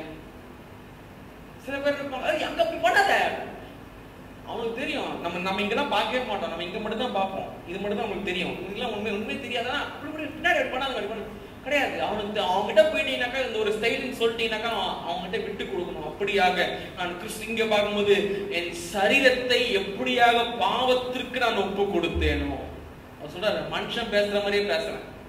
எப்படி? உனக்கு வேணும்ன்றதுக்காக நான் பேசுறேன். என்னது? பாவத்திற்கு எப்படியாக உன்னை விட்டு கொடுத்தியோ, ஒப்பு கொடுத்தியோ, அதே மாதிரி நீதிக்கு ஒன்று ஒப்பு கொடு. எப்படி பொய் சொல்வதற்கு உன்னை ஒப்பு கொடுத்தியோ, தெரிஞ்சோ தெரியாமலோ, சரளமாக பேசுறதுக்கு, PhD அளவுக்கு பேசுறதுக்கு எப்படி ஒத்து கொடுத்தியோ அதே மாதிரி சத்தியத்தை பேச பழகு. ஈஸி. பொய் பேசுறவங்களுக்கு, பொய்யை தடுப்பதற்கு ஈஸியான வழிமுறை என்னன்னு சொன்னாக்கா, பொய் பேசாதாங்க வசனத்தை தவிர. அதுக்கு சொல்லிட்டு வீட்டுக்கு வரமா சோறு போடுறா, மனுஷன் 40 நாள் மாத்திரமல்ல தேவனுடைய வாயினாங்க அப்படி சொல்ல பொய் பேசுகிற சூழ்நிலை வருமாயின் உடனே வாயை போட்டு வர வசனத்தை நினைச்சுக்கோங்க, வசனத்தை பேசுங்க, சத்தியத்தை பேசுங்க, சத்தியம் உங்களுக்கு இல்லை. Very simple. எந்த பாவமா இருக்கணும், எவ்வளவு நீங்க நம்முடைய பாஷைப்படி பெரிய பாவம் சின்ன பாவம் எதுவுமே கிடையாது, எல்லாம் பாவம் தான். ஆனா நீங்க நினைக்கிற மாதிரி பெரிய பாவம் இது சின்ன பாவம் அப்படின்னு நினைப்பீர்கள் என்று சொன்னால் வசனத்தை எடுத்துக்கொள்ளுங்க, வசனம் மேற்கொள்ளும். யோவான் சொல்றாரு ரெவலேஷன்ல, வெளிப்படுத்தல, அவர்கள் சாட்சியின் வசனத்தினாலும் மேற்கொண்டாங்க. எப்படி? வசனம் மேற்கொள்ளும். ஏன்னா அதுக்குள்ளாய் ஜீவன் இருக்குது. அப்போ நான் ஒப்பு கொடுக்க வேண்டும். எப்படியாக பாவத்திற்கு ஒப்பு கொடுத்தனோ அப்படியாக ஒப்பு கொடுக்க வேண்டும். நல்லா புரிஞ்சுக்கணும், பாவத்தை மேற்கொள்வது என்பது ஏதோ ஒரு ட்ரைனிங் மாதிரி. இது நான் தினந்தோறும் இதை பண்ணிக்கொண்டே இருந்தால், நீங்கள் தினந்தோறும் கருவேப்பிலை சாப்பிட்டுக் கொண்டிருந்தீர்கள் என்று சொன்னால் உங்கள் முடி கருப்பாகும். நீங்கள் தினந்தோறும் பீட்ரூட் ஜூஸ் குடித்தீங்கன்னா உங்கள் சருமம் வெள்ளையாகும், பொலிவு உண்டாகும். எல்லாம் உண்டாகும், இல்லைன்னு சொல்ல, எல்லாம் ரைட். அதான் ட்ரைனிங் படி வருது. ஆனால் தினந்தோறும் நம்மளுக்கு தேவையான சோறு, சாம்பார், வெரி சிம்பிள். இல்ல பிரியாணி, ஏதோ ஒண்ணு பேசிக்கா சாப்பாடு. அந்த மாதிரி இந்த பாவத்தை மேற்கொள்ள என்பது நல்லா புரிஞ்சுக்கணும். என்னுடைய பலத்தினால முடியவே முடியாது. என்னால பாவத்தை மேற்கொள்ள வேண்டும் என்று சொன்னால் இயேசு கிறிஸ்து உலகத்துக்கு தேவையில்லை. ஏன் உன்னால மேற்கொள்ள முடியாதுன்னு சொல்லிட்டு தான் அவர் வந்தா என்ன பண்ணாரு? பாவியாயிருக்கே, பலனற்றனாயிருக்கே, சத்துருக்களாயிருக்கே வந்து மரித்து பாடுபட்டு மரித்து உயிர்த்தெழுது மரணமே கூரங்கே பாதாளமே ஜெயமே சொல்லிட்டு நம்முடைய கர்த்தராகிய இயேசு கிறிஸ்து ஜெயக்குள்ள தேவனுக்கு ஸ்தோத்திரம் என்று சொல்றதுக்கு ஜெயத்தை தருகிறார்ல, அந்த ஜெயத்தை பற்றி பிடிச்சுக்கிறார். Overcoming sin cannot be done by a training but with his power. அவருடைய பலத்தினால மாத்திரம் தான் பாவத்தை மேற்கொள்ள முடியும், இல்லை என்றால் முடியாது. அவருடைய வசனத்துல மாத்திரம் தான் பாவத்தை மேற்கொள்ள முடியும் என்றால் முடியாது. அவருடைய பரிசுத்த ஆவியால் மாத்திரம் தான் பாவத்தை மேற்கொள்ள முடியவில்லை என்று சொல்ல முடியாது. முதலாவதாக அவரோடு இணைக்கப்பட்ட ஒரு வாழ்க்கை. இரண்டாவதாக அவர் எனக்குள்ளாய் பிழைத்திருக்கிறார். மூன்று, அவருக்கு ஒப்பு கொடுக்கிற ஒரு வாழ்க்கை. நான்காவதாக செத்துட்டேன், பழைக்கிறேன், அவர் எனக்குள்ளாய் பிழைச்சிருக்கிறாரு. எப்படி? என்னுடைய சரீரத்தின் மூலமாக. எப்படி பிழைச்சிருக்கிறாரு? தேவனை பவுல் சொல்றாரு. எப்படி பிழைக்கிறாரு? தேவனுடைய குமாரனை பற்றிய விசுவாசத்தினாலே பிழைத்திருக்கிறேன். I live by faith. நான்காவதாக பார்க்கும்போது நான் வாழ்கிறது அவருடைய அவரை பற்றும் விசுவாசத்தினாலே நான் வாழ்கிறேன். ஏன் அன்பை நான் கடைசியா வச்சிருக்கேன்னா, இங்கிலீஷ் பைபிள்ல அன்பு கடைசியா வருது, அதனால அன்பு வச்சிருக்கேன், குழம்பிடாங்க. இப்போ பார்க்கும்போது அவரை தேவனுடைய குமாரனை பற்றும் விசுவாசத்தினாலே நான் பிழைத்திருக்கிறேன். நீங்க ரெண்டு விதமான ஹை ஜம்ப் இருக்கு ஒலிம்பிக்ஸ்ல பாத்தீங்கன்னா. ஒரு ஹை ஜம்ப் வந்து ஒரு 9 அடி வரைக்கும் இருக்கும்னு நினைக்கிறேன். ஸ்ட்ரெயிட்டா ஓடி வந்து அந்த அந்த கட்டையை வந்து எகிரி குதிப்பாங்க, ஹை ஜம்ப். இன்னொரு போல் வால்டிங் அப்படின்னு இருக்கு. அது என்னன்னாக்கா பயங்கர ஹைட் இருக்கு, 21 அடிக்கு மேல ஹைட் இருக்கும். குதிப்பாங்க. எப்படி குதிப்பாங்கனாக்கா ஒரு ஒரு ஒரு குச்சி இருக்கும், ஸ்ட்ரெயிட்டா ஓடி வந்து அந்த குச்சியை அப்படியே குத்தி அதனால அப்படியே பவுன்ஸ் ஆகி அந்த இதுக்கு மேல போய் குதிப்பாங்க. அதுல கரெக்டா போய் அங்க லேண்ட் ஆவாங்க. விசுவாசம் என்பது அப்படி பண்றது. ஏன்னாக்கா இந்த ஹை ஜம்ப் என்பது முழுமையாக என் காலின் மேலே உள்ள நம்பிக்கை. என் காலின் மேல் நம்பிக்கை வைத்தானாக்கா மிஞ்சி போன 9 அடி, மேக்சிமம் 12 அடி, அதுக்கு மேல நான் என்ன பண்ண முடியாது, எகிரி குதிக்க முடியாது. ஆனா நான் 21 அடிக்கு மேலே நான் எதிர்கொள்ள வேண்டும் என்று சொன்னால் என் விசுவாசம் அவ்வளவு பெருசா இருக்க வேண்டும். விசுவாசமாகிய கோடை நான் தரையில ஊன்றி அதிலே நம்பி அதிலிருந்து எகிரி குதிக்க வேண்டும். நிறைய சமயத்துல விசுவாசம் இல்லாமல் போகும், பரவாயில்லை. ஆனா ஒண்ணு, விசுவாசிக்கிறவன் பிழைத்திருப்பான், விசுவாசிக்கிறவன் பாதரான். அப்போ இயேசு கிறிஸ்துவை விசுவாசிக்கிறதுனாலே எனக்குள்ளாய் அவர் பிழைத்திருக்கிறார், நானும் பிழைத்திருக்கிறேன். எப்படி இதை ஆண்டவர் பண்றாரு? ஐந்தாவதாக எப்படியாக ஆண்டவர் இதை பண்றாரு பார்க்கும்போது, ஏன்னா அவர் என்னை அன்பு கூர்ந்ததுனால சொல்றாரு. என்னில் அன்பு கூர்ந்து எனக்காக தம்மை தாமே ஒப்பு கொடுத்த தேவனுடைய குமாரன். தேவனோடு கிறிஸ்துவோடு இணைக்கப்பட்ட ஒரு வாழ்க்கை, கிறிஸ்து பிழைத்திருக்கிற ஒரு வாழ்க்கை, கிறிஸ்துவுக்கு ஒப்பு கொடுக்கிற ஒரு வாழ்க்கை, கிறிஸ்துவின் மேல் விசுவாசம் உள்ள ஒரு வாழ்க்கை. ஐந்தாவதாக கிறிஸ்து அன்பா இருக்கிற ஒரு வாழ்க்கை. கிறிஸ்து அன்பா இருக்கிற வாழ்க்கை. பாருங்க, இது வந்து அவருடைய அன்பை சம்பாதித்துக் கொள்றது அப்படின்ன்றதை விட அவர் நம்மேல் வைத்த அன்பு பெரியதா இருக்கிறது. யோவான் 3:16 என்ன சொல்றாரு? தேவன் தம்முடைய ஒரே பேராகிய குமாரனை விசுவாசிக்கிறவன் அவன் கெட்டு போகாமல் அவரை தந்தருளி இவ்வளவாய் உலகத்தில் அன்பு கூர்ந்தார். அன்பு இன்னைக்கு அநேகர் வந்து அன்பிற்காக யாரா ஒருத்தர் நேசிக்கணும், யாரா ஒருத்தர் வந்து என்கிட்ட பாசமா பேசிட மாட்டாங்களா, யாரா ஒருத்தர் வந்து என்னுடைய உணர்வு ரீதியான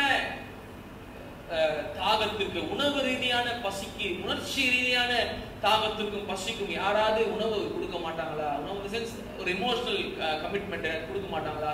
யாராவது ஏற்றுக்கொள்ள மாட்டாங்க. இருக்கிற வண்ணமாக இன்னைக்கு பாருங்க, எத்தனை பேர் வந்து உண்மையாவே தனக்காக வீட்டு பாட போறாங்க.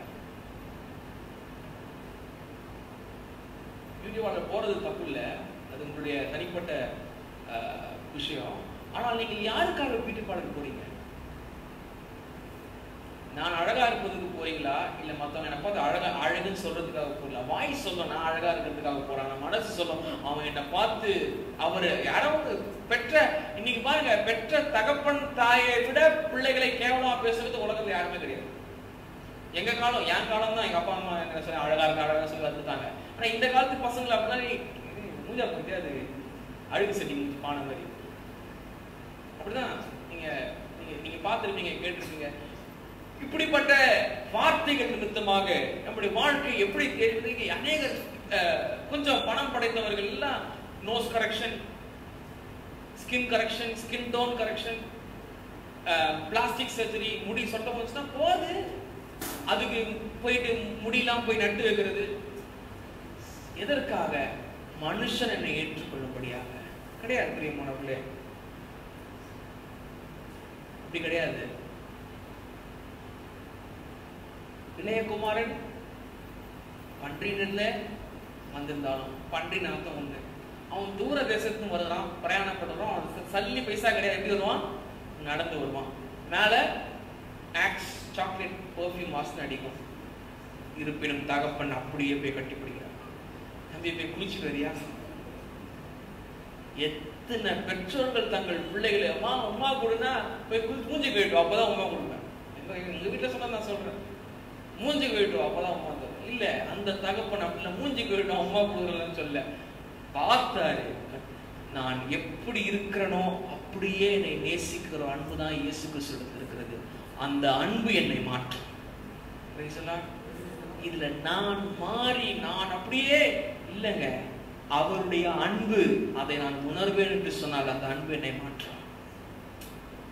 அப்போ இந்த உலகத்துல யாராலையும் அவரை போல் நேசிக்க முடியாது. இதை புரிஞ்சுக்கணும்.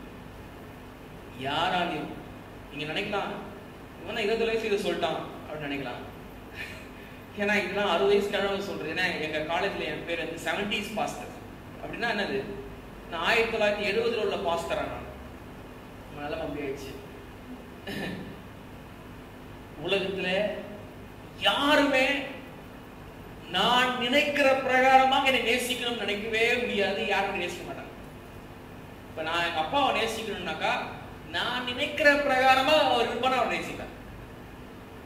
அவரை நேசிக்கணும்னாக்கா அவர் நினைக்கிற பிரகாரமா நான் தான் நேசிப்பேன். ரெண்டுக்கு எங்கன்னா ஒரு இடத்துல நான் நினைக்கிற பிரகாரமாக அவர் இல்லை என்று சொன்னாலோ, அவர் நினைக்கிற பிரகாரமாக நான் இல்லை என்று சொன்னால் அன்பு முறிக்கப்படும். இது கணவன் மனைவி வாழ்க்கையில் நடைபெறும், பெற்றோர் பிள்ளைகள் உறவில் நடைபெறும், எந்த உறவிலும் இதுதான். நான் நினைக்கிற விதமாக மற்றவர்கள் காணப்பட வேண்டும். என்னுடைய அனுபவத்திலே மற்றவர்களை இணைத்துக் கொள்ள வேண்டும். என் பேசிக்க சுயநலம். ஆனால் எந்த ஒரு சுயநலம் இல்லாமல் எனக்காக உங்களுக்காகவும் இயேசு கிறிஸ்து மாத்திரம் தான் அன்பை தந்திருக்கிறார். எந்த எதிர்பார்ப்பும் இல்லை. இன்னைக்கு நீங்களும் நானும் ரட்சிக்கப்படுவோம், நீங்களும் நானும் இயேசு கிறிஸ்து ஏற்றுக்கொள்வோம் அப்படின்னு சொல்லிட்டு அவரு தேவனா இருக்கிற அப்படின்னா அவர் தெரிஞ்சிருக்கான. அவர் மனுஷனா பாருங்க, அவருக்கு தெரிஞ்சிருக்கிறது வாய்ப்பே கிடையாது. எந்த ஒரு எதிர்பார்ப்பும் இல்லாமல் நானும் நீங்களும் அவர் நாமத்தை ஏற்றுக்கொண்டு விசுவாசம் அவருடைய பிள்ளைகளை ஏற்றுக்கொள்ள அவருக்கு தெரியாது. ஆனா ஒண்ணு மாத்திரம் தெரியும், என் அன்பை நான் இன்வெஸ்ட் பண்றேன். என் வாழ்க்கையிலும் உங்கள் வாழ்க்கையிலும் அவருடைய அன்பை அல்லது கிருபையை அவர் முதலீடாக வைத்து வைத்திருக்கிறார். அடுத்த வருஷம் சொல்றாரு, நான் தேவனுடைய கிருபையை விருதாவாக்குகிறதில்லை. நீதியானது நியாயப்பிரமாணத்தினாலே வருமானால் கிறிஸ்து மரித்தது. நிறைய கிருபை பற்றி நான் ஒரு முழு சீரீஸ், ஒரு 7 பிரசங்கங்கள் நான் பண்ணிருக்கேன். மாத்திரம் அப்பப்போ கிருபை பற்றி நான் சொல்லியிருக்கேன். நான் கிருபைக்கு நேராக நான் பெருசா சொல்ல விரும்பவில்லை. ஆனால் 5 காரியங்கள் இந்த பிரசங்கத்தின் மூலமாக சொல்லுகிற காரியம் என்று சொன்னால், முதலாவதாக நீங்களும் நானும் கிறிஸ்துவோடு இணைக்கப்பட்டிருக்கிறோம். இரண்டாவதாக நீங்களும் எனக்குள்ளாகவும் உங்களுக்குள்ளாகவும் கிறிஸ்து இருக்கிறார் இல்ல, பிழைத்திருக்கிறார். மூன்றாவதாக அப்படி பிழைத்திருக்கிற கிறிஸ்துவுக்கு என்னை நீங்களும் உங்களையும் என்னையும் நாம் ஒப்பு கொடுக்க வேண்டும். நான்காவதாக எப்படி ஒப்பு கொடுக்க முடியும்? விசுவாசத்தினால ஒப்பு கொடுக்க முடியும். ஏன் அவரை நம்பி அவர் மேல விசுவாசத்தினால ஒப்பு கொடுக்க வேண்டும்? அவர் என்னை அன்பு கூர்ந்தபடினாலே நான் அப்படி கொடுக்க வேண்டும். அப்போ வாழ்க்கையில ஒரு அழகான உறவுக்கு நான் வருவேன். அப்ப நான் தைரியமாய் சொல்ல முடியும், நான் முற்றிலுமாக மன்னிக்கப்பட்டவன், முழுவதும் ஏற்றுக்கொள்ளப்பட்டவன், அவருடைய அன்பான புத்திரன். நீங்க ஞானஸ்தானம் எடுக்கும்போது இதெல்லாம் உங்களுக்கு தெரியாது. இதெல்லாம் தெரிஞ்சு நம்ம ஞானஸ்தானம் எடுத்தோமா? கிடையாது. எனக்கே தெரியாது ஞானஸ்தானம் எடுக்கும். இதுல இவ்வளோ டீட்டெயில் ஆவிக்குரிய வளர்ச்சி இருக்குமா எனக்கே தெரியாது. ஆனால் ஒன்று, இந்த பிரசங்கத்தின் வாயிலாக நான் சொல்கிற காரியங்கள், நானும் நீங்களும் முற்றிலுமாக மன்னிக்கப்பட்டிருக்கிறோம். நானும் நீங்களும் முழுவதுமாக ஏற்றுக்கொள்ளப்பட்டிருக்கிறோம்.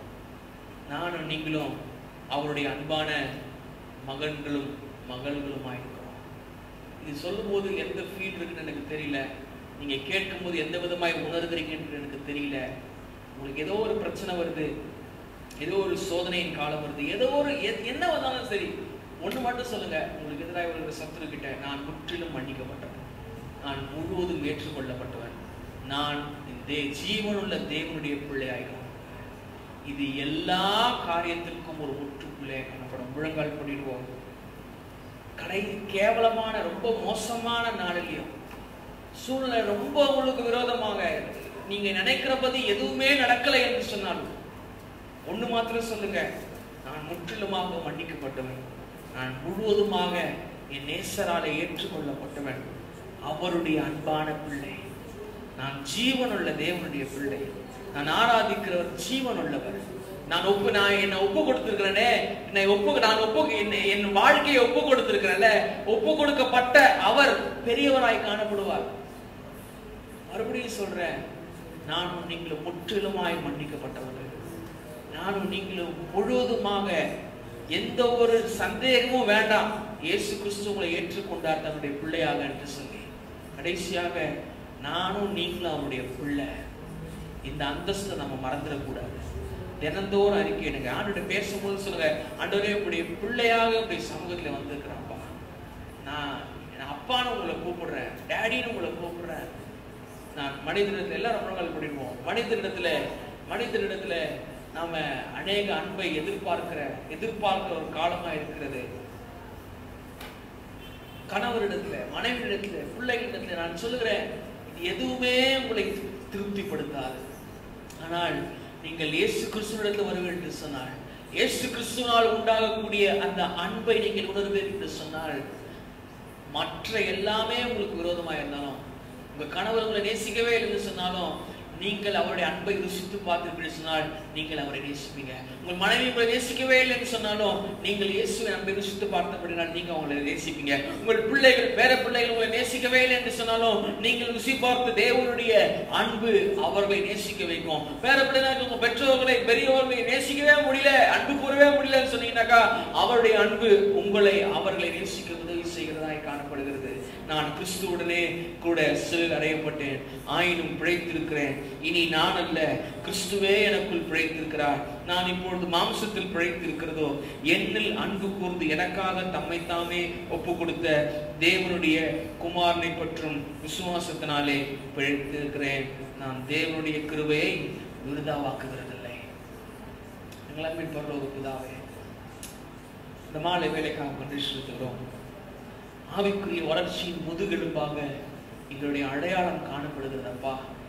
எங்களுடைய அடையாளம் ஆண்டவரே, நாங்கள் உம்மோடு கூட இணைக்கப்பட்டிருக்கிறோம். எங்களுடைய அடையாளம் நீர் எங்களுக்குள்ளாய் பிழைத்திருக்கிறீர். எங்களுடைய அடையாளம் நாங்கள் எங்களை உமக்கு ஒப்பு கொடுத்திருக்கிறோம். எங்களுடைய அடையாளம் நாங்கள் விசுவாசத்தினாலே பிழைத்திருக்கிறோம். எங்களுடைய அடையாளம் நாங்கள் உம்மாலே அளவுக்கு அதிகமாக எந்த ஒரு நிபந்தனை இல்லாமல் நேசிக்கப்பட்டிருக்கிறோம். ஆகையினால் நாங்கள் முற்றிலுமாக மன்னிக்கப்பட்டு முழுவதுமாக ஏற்றுக்கொள்ளப்பட்டு ஜீவனுள்ள தேவனுடைய அன்பான பிள்ளைகளாய் காணப்படுகிறோம். எங்களை இந்த வாரம் முழுவதுமாய் கர்த்தர் நடத்தி கொண்டு போங்க. ஆண்டவரே, எங்களை பிரயோஜனமானவர்களை போதித்திருக்கிறீர்கள் நாங்கள் விசுவாசிக்கிறோம். அப்பா, சொல்லப்பட்ட வசனங்கள் 30ஆகும் 60ஆகும் 100ஆகும் பலன் தரட்டும். ஆண்டவரே, ஆவிக்குரிய வளர்ச்சி நாங்கள் ஒரு முறை நாங்கள் சரி பார்த்து சீரமைக்க கர்த்தர் எங்களுக்கு கிருபை பாராட்டுகிறாங்க. பொறுப்பெடுத்துக் கொள்ளுங்க. வந்தவர்களுக்காக ஸ்தோத்திரம். கர்த்தருடைய பிள்ளைகளை ஆசீர்வதிக்கிறாங்க. கர்த்தருடைய ஆசீர்வாதம் இவருடைய ஜனத்தின் மேல் எப்பொழுதும் காணப்படட்டும். ஆண்டவரே, உங்களுடைய பிள்ளைகளை எப்பொழுது நினைத்திருக்கிறீர், நீர் ஆசீர்வதிக்கிறீர் என்பதை அவர்கள் உணர்ந்து தினந்தோறும் உம்மிடத்திலே நேரத்தை செலவிட அந்த ஒரு அழகான நெருங்கிய நெருக்கமான ஒரு உறவை அவர்கள் உம்மோடு கூட அவர்கள் ஆரம்பிக்க கர்த்தர் உதவி செய்கிறார்கள். பொறுப்படுத்திக் கொள்ளுங்க. சகல துதிக்கு நம்ம ஒருவருக்கே செலுத்துகிறோம். ரட்சகர் மீட்பரும் ஆகிய இயேசு கிறிஸ்து நாமத்தில் பிதாவே, ஆமென். என் ஆத்துமாவே கர்த்தரை ஸ்தோத்திரி, என் முழுவதுமே பரிசுத்த நாமத்தை ஸ்தோத்திரி. ஆத்துமாவே கர்த்தரை ஸ்தோத்திரி, கர்த்தர் செய்த சகல உபகாரங்களை மறவாதே. நம்முடைய கர்த்தராகிய இயேசு கிறிஸ்துவின் கிருபையும் பிதாவாகிய தேவனுடைய அன்பும் பரிசுத்த ஆவியானவருடைய அந்யோன்யமும் ஐக்கியமும் இன்றும் என்றும் சதா காலங்களும் அனைவரோடும் சேஷிவானுடைய குடும்பங்களோடும் இன்றும் என்றும் இருப்பதாக.